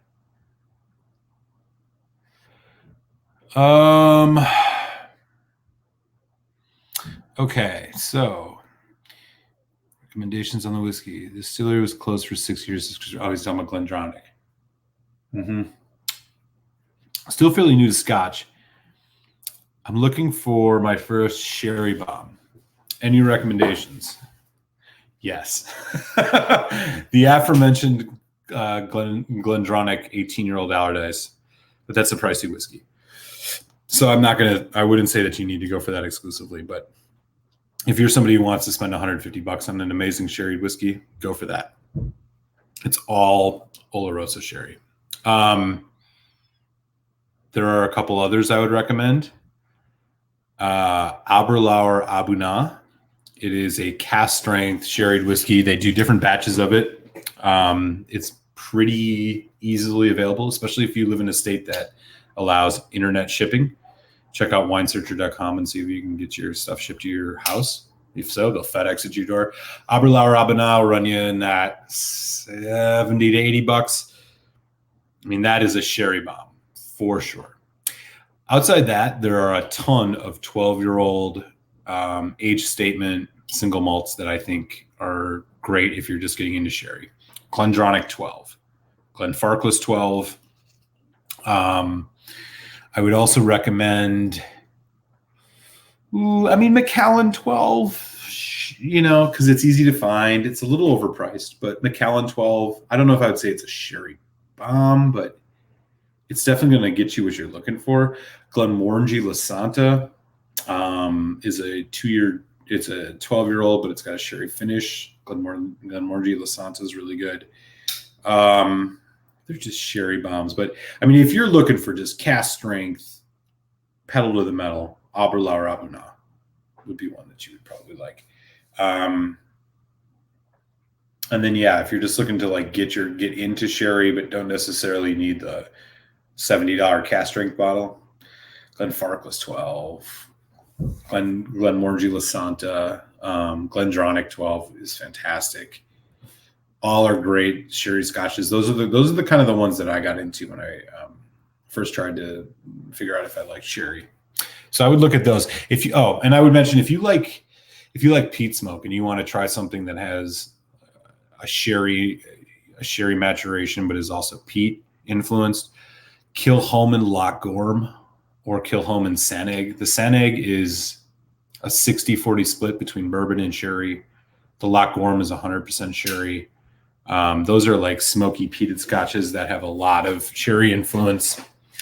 If you really want to spend like $100, Lagavulin Distillers Edition, which has a Pedro Jimenez sherry finish, super sweet, great stuff. That's about all I got, but I'm sure some folks in the chat have some good ideas. Yeah, Santa Cruz and says money-wise, Glendronach 12 is still a good one for the price, totally. Peter White, I have a 115 Revival left. Traded for an Allardyce and traded my last Allardyce for 4 Roses and 125th anniversary. Wow, nice trade. Do the bottles reveal a code or bottling date? Yeah, so Whiskey Ace, they do. Glendronach, you can look at the bottle. They're like Springbank. There's a date code on the bottom. It can sometimes be hard to read, but it's there for sure. For sure. Santa Cruz into Richie Z. What's in the glass tonight? Yeah, Richie, what are you drinking on? And I am really far behind in the chat. Peter White said, just finished my last BA 4.1 about 4 months ago. Traded a 7.1 for a PHC 11-year-old bourbon. Oh, Brooklady Black Art. Okay. Yeah, Brooklady Black Art's amazing. Christopher Davis is strong top 3 scotches, though, them all. Oh, cheers, man. Yeah, they're fantastic. Okay, after reading more into it, looks like the bottling date may be there. Yeah.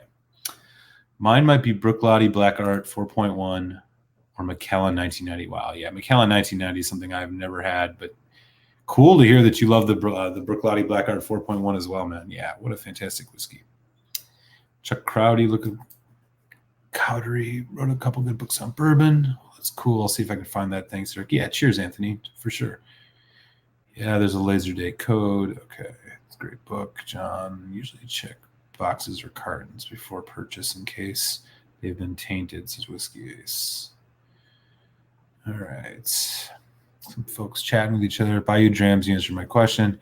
Peter White, Aberlour, Abana, Ben Riach, 12 Sherrywood. So that's one I have not had, but that might be a good one. Yeah, I've never had anything from Ben Riach, actually. That's one of the distilleries I need to check out. Cool. So we got 14 folks watching. I'm gonna step off the chat for just a second and move us over into one more tasting of these samples. So to recap, yeah, so far tonight we did a JP Weiser's 35 and the Pike Creek 21-year-old European oak. And so I got 2 left. I have this JP Weiser's 19 in a bottle that in a maturation. I think it's sherry. And then I have the Canadian Club 41. So of course we have to go with the Canadian Club 41, right? I want to know what a 41-year-old whiskey tastes like. So we're going to do that. I'm going to put a little bit of this 41-year-old Canadian Club in the glass. And while this rests, I am going to catch up on this chat.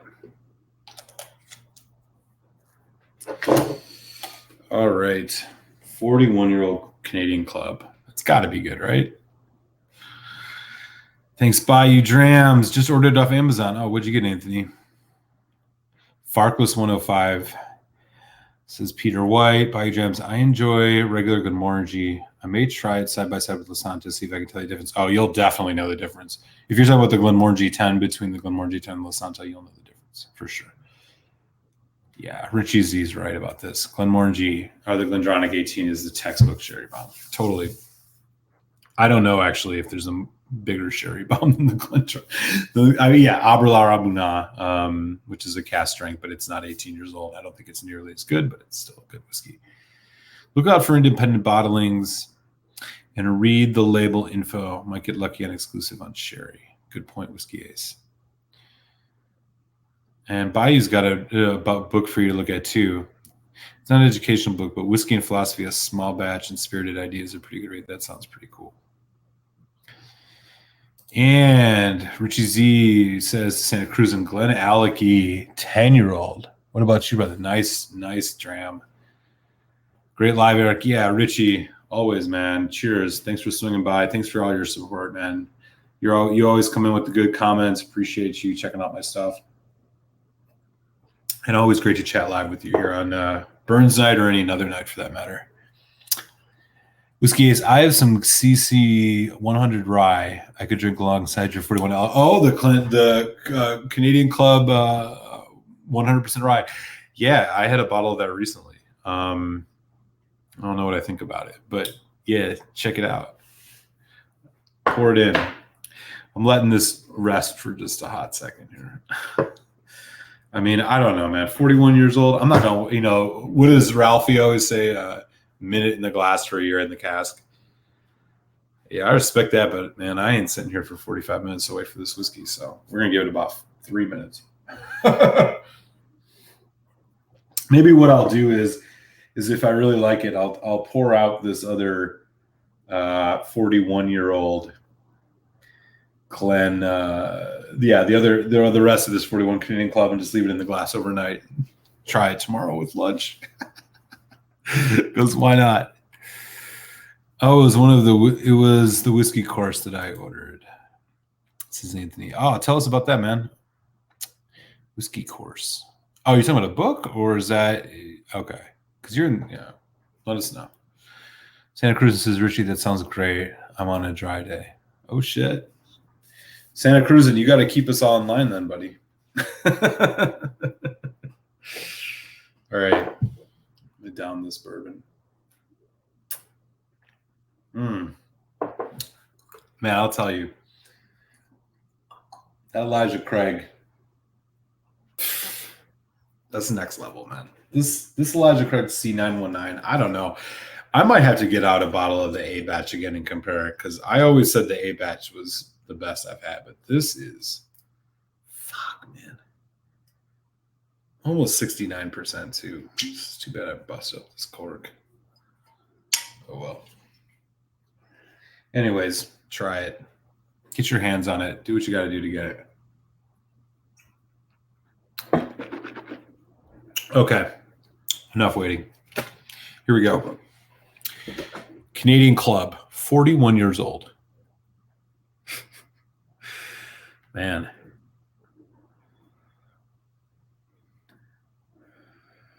I think I gave this a good 5 to 6 minutes. I don't know. Wow. So right away on the nose, it's like warm sweetbread.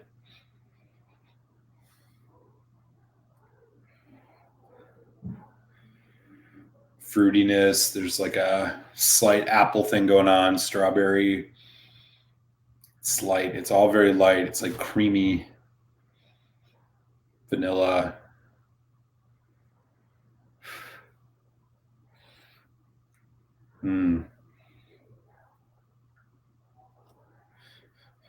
It smells amazing. It's not as punchy. So that 35, I feel like the JP Weiser's 35 had a similar nose as this, but this is not quite as punchy. I mean, and that was punchy for a 35. I guess I would have assumed it would be a little bit more tame. This is tamer for sure. Oh, wow. There's like a hazelnut thing. Seems pretty complex on the nose. Let's give it a taste.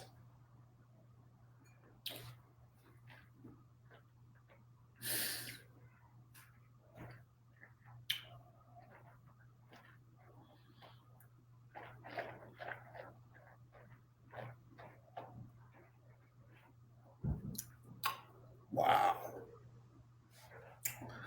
Sticky, honey, chocolate, slight nuttiness, a little bit of a citrus spice, a little bit of a ginger spice. Incredibly viscous, incredibly oily. Not drying. It's just sticky, sickly sweet, but not in a cloying, artificial way, just like delicious. Fruitiness to apple, strawberry, marzipan thing going on. pear, dark chocolate, cocoa. Wow. Dude. Okay. All right, Canadian Club 41. I see you. Let me just get a sense of what's the deets on this. Not the tasting notes, but I gotta know what this is. This is definitely a bourbon. This is definitely a bourbon finish or a bourbon age. I don't know how long. So I wonder if it's this one, Canadian Club Chronicles, 41 year.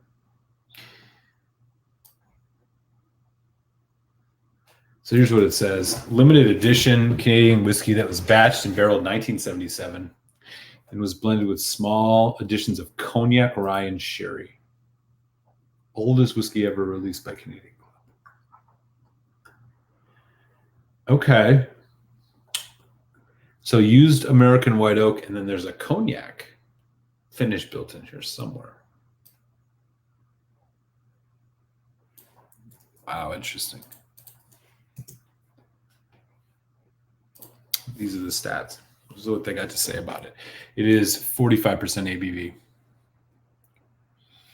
I'm not getting a lot of the rye on this.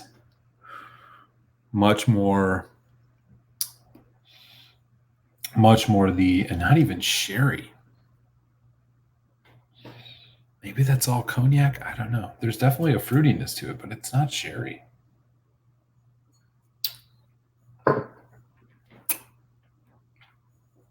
Wow.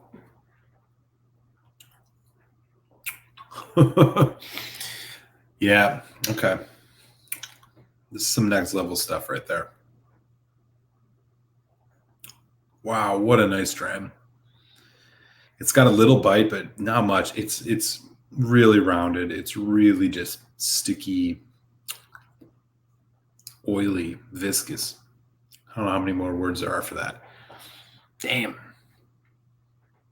That is the oldest whiskey I've ever had and probably will ever have. I can't imagine ever getting my hands on something that's older than 41 years old. Wow.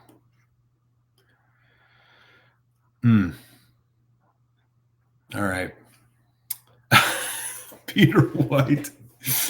Peter White says, is as smooth as a prom queen's thighs.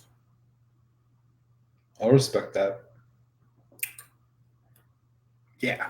Damn. That's amazing.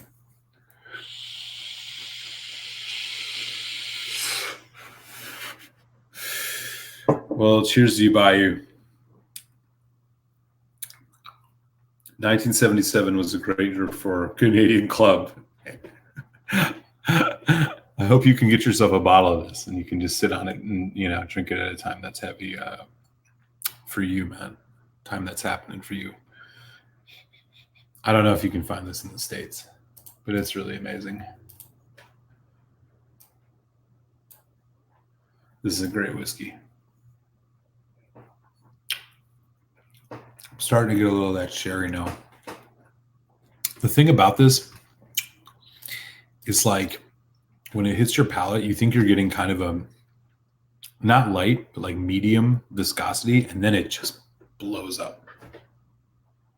And it just sticks to every freaking centimeter of your mouth. It is so sticky. Really impressive. Really, really impressive. Oh, I have to raise this glass one more time to Foodquig, who sent me this amazing box of samples. I will be responding in kind. I'm going to be sending him a box relatively soon. But we had a chat, a live stream. I think the video might even be on my channel. If you haven't seen it, check it out. We had a fun live stream a couple of weeks ago where we were jaw-jacking about, well, no, it was on his channel. So check out Foodquig's channel. We were jaw-jacking about whiskey and whatnot. And he decided to send me just a king sampling of Canadian whiskeys. This is, man.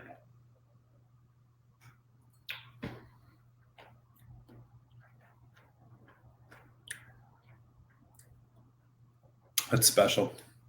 Wow. Spicy too. Maybe that's where that rye is. Damn. I wish I had a whole bottle of that.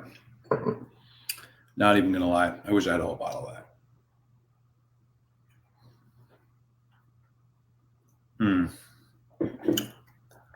Respect. Canadian Club is not a brand that I would have ever thought I would be this wowed by, but I mean, that, the JP Weisers, those two amazing whiskeys. Okay. All right. What time we got? All right. I'm going to go a little bit longer. I think, y'all. Why not? We're getting loose. We're having fun.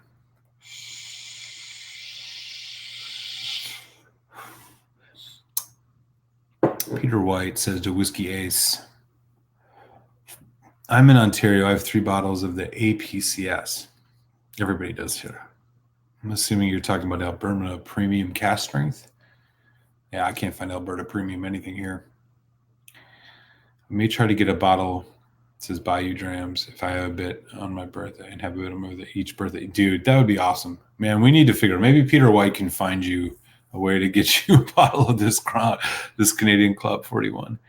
The new release for Canadian Club is 42 years old. $300 though Canadian. So that's like what, $260 American? Dude, for a 42-year-old whiskey, I'd buy that in a second. That's a good deal. Whiskey Ace says, I believe the CC41 was available here recently. Good price point. All right, I'm going to check this out. Bayou Drams, we might be able to find. What state are you in, Bayou? I'm not going to assume you're in Louisiana, but you probably are. Canadian Club 41. Let me see what we can find out here. Here it is, Chronicles 41. Dude, they got it in the States. $297 at Lucan's Wine and Spirits in Florida. $303 at your wine cellars in Florida. They ship for sure. Schneider's of Capitol Hill delivers to PA. We can get, for the PA folks on the chat. Snyder's of Capitol Hill in DC will ship to PA. $347 a bottle. Just saying, Bayou, if you know what state you're in, man. This might be your lucky day. You might be able to get this for $300. You are in Louisiana. All right, let me just check real quick for you. Nah, they don't ship to Louisiana. Schneider's might though.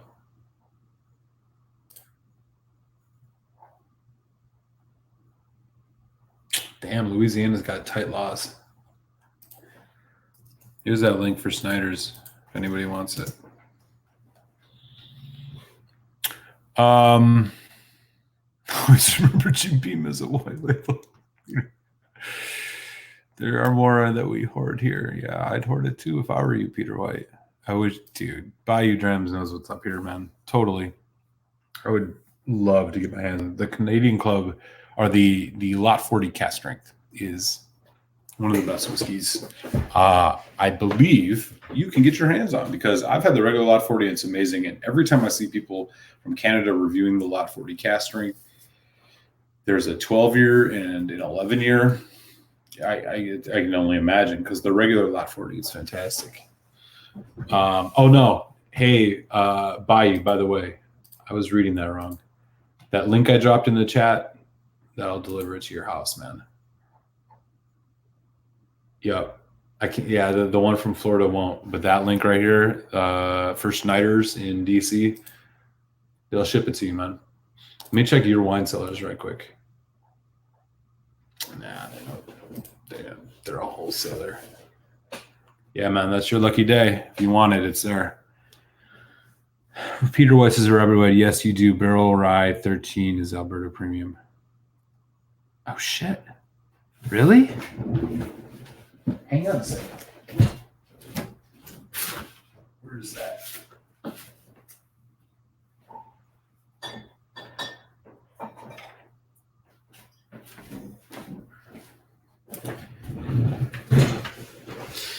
So I have a bottle of this, which was honorable mention for my whiskeys of the year.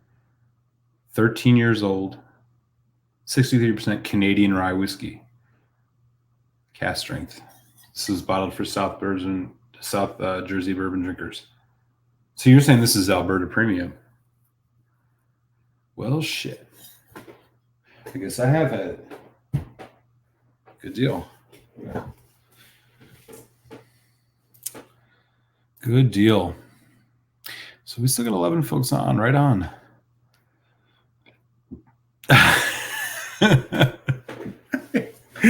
Bayou's on the horn right now, man. He's not even messing around. Dude, you can just order it online. It'll probably cost you $20 to have it shipped to you, but hey, man, you got $500 to spend. Get 1 or 2 bottles. The funny thing about the shipping is like the first bottle is always like $22, but if you get 2, it's like $24 total. 3 bottles, $25. Shipping gets cheaper as the more you order. So you might want to check out Schneider's, but they got what you need. They're giving cases to Mass in another Illinois lot 40 cast ring. Shit. And Binny's. So I heard, Peter, maybe you can tell us this, that they're dropping the age statement on that. I heard that they were dropping the age statement. And then some folks were saying that it might not be as good as it was. Alberta distributing is MGP North. Okay. Speaking of, all right, I'm going to do one more jam with y'all tonight. Kilholman Red Wine Butcher. Now, you know what I think I'm going to do? I'm going to do this Kahlua. So this is, we'll get into the peat now. I think I'll save the rest of the samples for later, but man, those are some good Canadian whiskeys. I'm going to do this one here. This is Berry Brothers and Rudd Independent Bottling of Kahlua 11-year-old. It's a cask strength version, 55%. This was bottled in or distilled in 2007, bottled 2019, so I guess it's probably almost a 12. I think I just need to find a... I don't have another glass. All right. Well, we're just going to use the old Glengoyne glass for this one. We don't need to do a tasting. I don't need to drink everything out of a freaking Glencairn.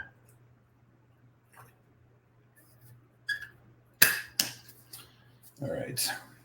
That's probably why I break my freaking corks. So I was smashing it. Oh. All right.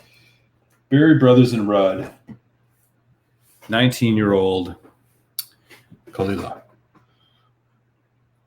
Man, it smells amazing. Okay. Yeah, there's nothing wrong with that. Nothing wrong with that. All right, y'all.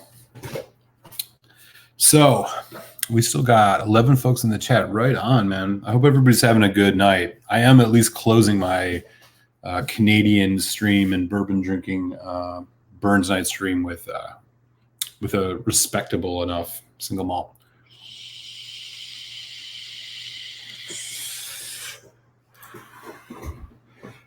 And Christopher White's going to one-up all of us with what I think is probably the best 18-year-old whiskey you can get. So I was in the UK late last year, and I got to try the Long Row 18 for the first time, and it was absolutely amazing. Super impressed by that stuff. I wish I could get a bottle of it here, but it is obscenely expensive.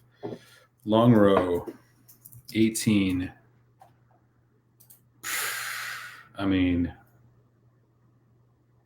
here in the States, the cheapest place I see it is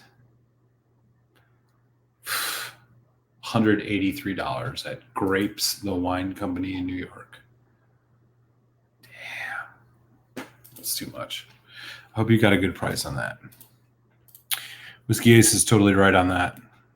The regular Lot 40 it's better than isn't bad. It's freaking great. I think it's great. It depends though, man, because I find that a lot of American shops try to overcharge for it. I saw it for like $45, $50, which I think is obscene. But $30, yeah, man, that's a great tram for sure. This Kahlua though.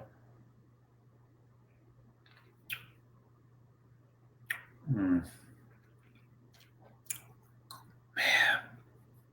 this is going to open up real nice. I've only had this open for about 2 weeks, and Kahlua to me is isn't one of the most accessible of the single malts. I find, like, especially the peat stuff, I find that Kalila is like very herbal. It's very citrusy. It can be almost too sharp.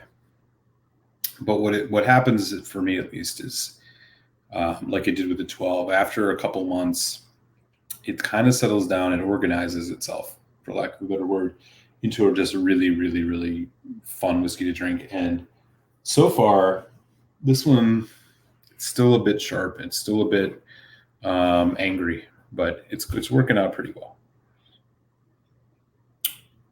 Man, I love me some Isla. Christopher David says, this year's Lot 40 cast strength is on every shelf still. Oh, that's Peter White. Not as good as the 11 or 12 year, but still pretty good. Hey, I was going for the long row 18s. Well, damn, man. Got a bunch of long row 18 drinkers in here. You guys are making me jealous. I mean, it's Burns night, right? You guys should raise a good glass. Cheers to all you. Cilantro. Christopher David said to Peter White, cheers. Whiskey Ace Allardyce, it'll almost be the most expensive bottle I've ever purchased. Yeah, man. Allardyce is expensive. I've splurged a couple times and bought things that were over 300, mostly because they were whiskeys that should have been 500, but they were criminally underpriced. Lafroig 25. I got 2 bottles of Lafroig 25 at $325 a piece. And I got 3 bottles of Brooklady Black Art 4.1 at $330 a piece. So I just pulled the trigger. I just pulled the trigger on those. I didn't want to. They were once in a lifetime situations, but other than that, man, I won't spend more than like $150 on anything if I can get away with it. Every once in a while, unicorn. If you find something that's just criminally underpriced, you got to do it. But like, yeah, man, I would love to try a Bunnahabhain 25. I would love to try even Glenlivet 25, but they're all like $400 some. I can't afford all that. $400 for a whiskey. Someday. Anyways, we still got 11 folks on, which is awesome, man. We're about to hit that. I think we got to be closing in on the 2-hour mark. How long has this thing been on? Yeah. Righteous. Cool. Yeah. So we'll go a few more minutes. I appreciate y'all coming by. If you haven't subbed yet, do hit sub. Would love to show you. I got a couple additional reviews coming up. I have, I'm going to be potentially doing a live stream from an event. So I'll be sure to share that. But otherwise, it's just great having everybody here chatting. It is Burns night over in Scotland, so that's super cool. This is fantastic, by the way. This is, yeah, the independent bottlings, which I haven't had many of, but this one especially, Berry Brothers and Rudd has done a bunch of these like cast strength releases that are really good price. They did a Craig Alecky like 12 or 13. That's supposed to be good. Let's see.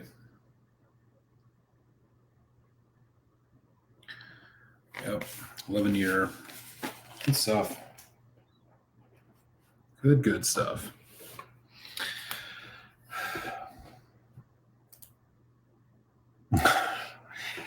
Whiskey Ace, I'm going to let you know, man. So it's funny. I went to Fine Wine Good Spirits a week ago, and I saw a Glendronach 18 Allardyce on the shelf, $130. And I looked at the year on the stamp, but I don't know. I mean, maybe it was a 2019. I'm not even sure. I'm going to go back over there tomorrow because thanks to somebody sharing that there's an age chart for it. I hope it's still there. It's like on 2nd and Girard in Northern Liberties area, Philadelphia. I mean, if they still have that sitting there at that price, that's an obscene price for a 24-year-old.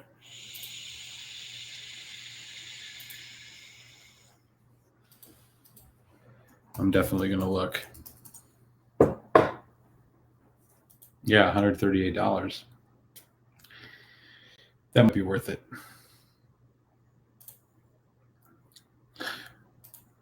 I'm going to just look here really quick. Oh, yeah. They still have 5 of them at the 2nd and Girard location. Yeah, I'll be there tomorrow. They open tomorrow? 11 a.m. Yeah, count on it. We'll be at the door. If it's a 24-year-old, I'll buy it. 3 bottles of Black Art. That is ball, dude. Yeah, I mean, I just had to. It was like it was a stupid price. I have one other whiskey that would have been more expensive, but I got it on a stupid deal. So I have a bottle of Lafroig 28, which I'm saving for a special occasion. But it was the best deal I ever got, and it'll never be beat. So that's like usually $700 or something like that. Well, this guy, my brother, texted me. My brother's a big bourbon head, and he texted me essentially saying, he always used to text me. He would go out to these shops when he's out hunting for bourbon and show me scotches that he thought I would like. And I'm like, yeah, how much is it? And it's always way too much. So this one, he texted me a picture of this Lafroig 28-year-old. And he's like, and I'm like, oh, how much? And he's like, $199. I was like, I'll buy every bottle he has. And he was like, well, he's only got one. And I'm like, buy it right now. So I ended up scoring a bottle of Lafroig 28 for $200. Just like, and the funny part is like the guy running the shop, he's no idiot. Like the guy, he's been in business a long time. He might just be in an area that he can't push this stuff. I don't know. Like who would do that in their right mind? But he did, and I got it. And so it is sitting right behind me. Yeah, I have a bottle of the 28-year-old Lafroig, which I never would have in my life. So I'm going to say that for a special occasion. But that was a once in a lifetime opportunity. But other than that, yeah, the Black Arts, they were on sale super cheap, so I had to do it. Whiskey Ace from Christopher Davidson, one of the best values in Scotch out there. When you taste it, you'll want more. Yeah, I can imagine. If I get it, I'm going to do a side-by-side against the other bottle I have. Are you talking about the Allardyce? Okay. Oh, Bayou's back. BD, what's up? Did you get it? Oh, no, Snyder's is closed because it's East Coast. You got to call them tomorrow morning. Just order it online, man. Just order that Canadian Club 41 online. They'll FedEx it to your door, I promise.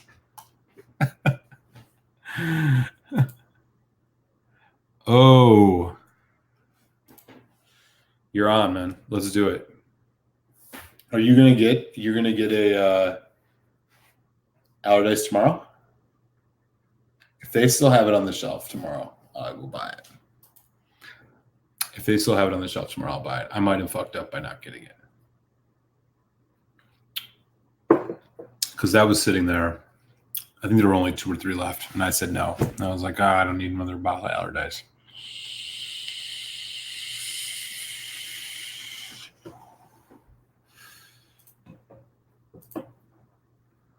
Yeah. I'm not really into the collecting thing. I don't know. I have like 100-something bottles, but I think they're all going to be drank. I don't know. There's a couple that I'll collect. Lafroig is what I have the most of. I have 2 25s. I have a 28, 5 or 6 18s. Carchus from 2014, 15, 16, 17, 18, 19. A couple Lores.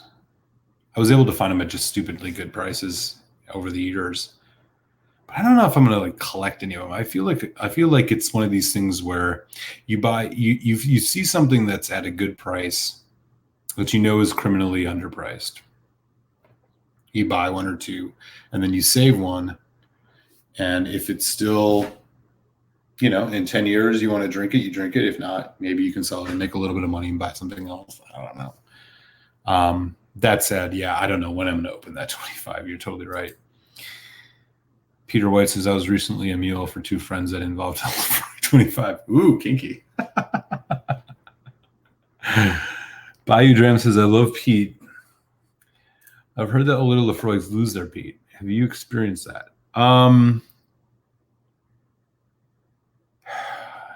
Yeah, ish.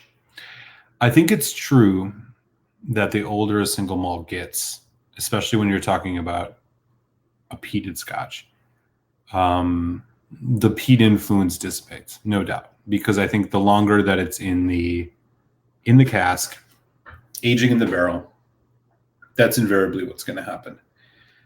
That said, I think the 18 is the perfect mix of, or was the perfect mix of the like peat smoke and complexity. The 25, I think you still get more peat smoke than you'd expect. I don't know about the 28, but I guess, yeah. I mean, it's not a bomb, right? Like the Laphroaig 10, the Laphroaig quarter cast, the Laphroaig 10 cast strength. Those are all bombs. And like, those are the ones that are going to get you that heavy, intense hit of peat. As you get older, it does dissipate, but I don't think it dissipates to the point that it's not noticeable or doesn't play a prominent role. That's just me. Some folks might disagree with that, but I think for the most part, you still know it's a Laphroaig. You definitely still know it's a Laphroaig. But you're just getting a lot more out of it in terms of complexity. The 10 cast strength notwithstanding, which I think is the best thing that they've released ever. I don't think they will ship your wine, yes, but our governor just signed something allowing liquor has to go to TV first. Oh, well, I hope so, man. I mean, worth a try, right? Blind date is good, then I might pick it up. Yeah, I'm gonna do the same thing. If that's still sitting there, I'm gonna do it. I'm gonna give him a call first thing tomorrow morning and be like, "Do you still have this on your shelf?" Put it behind the register. I'll drive over there. I'll be there in 10 minutes. I wouldn't have known, so that's super cool to know. I mean, the fact that we can get an Allardyce that's almost 25 years old at $130, I'll buy it in a second. So I might just have to do that. So thank you for sharing that info, you guys. I think it was Christopher David. It's amazing to know. So it might be 20-year-old juice. All right, y'all. We just passed the 2-hour mark, and there are still 11 folks on, which is amazing, but I got to wrap things up here. I am going to sip the rest of this Kalila 11, and I will catch you all next time. So appreciate all the support that you guys have given. The channel's been getting a lot more attention than I ever would have expected. I've been mostly just doing this for fun. So I really appreciate you all coming in and hanging out. And this is one of the better times that you have just chatting about whiskey with people who know what they're talking about. And I'll be having some more reviews coming up soon, including a really fun one on Jack Daniel's Old Number 7.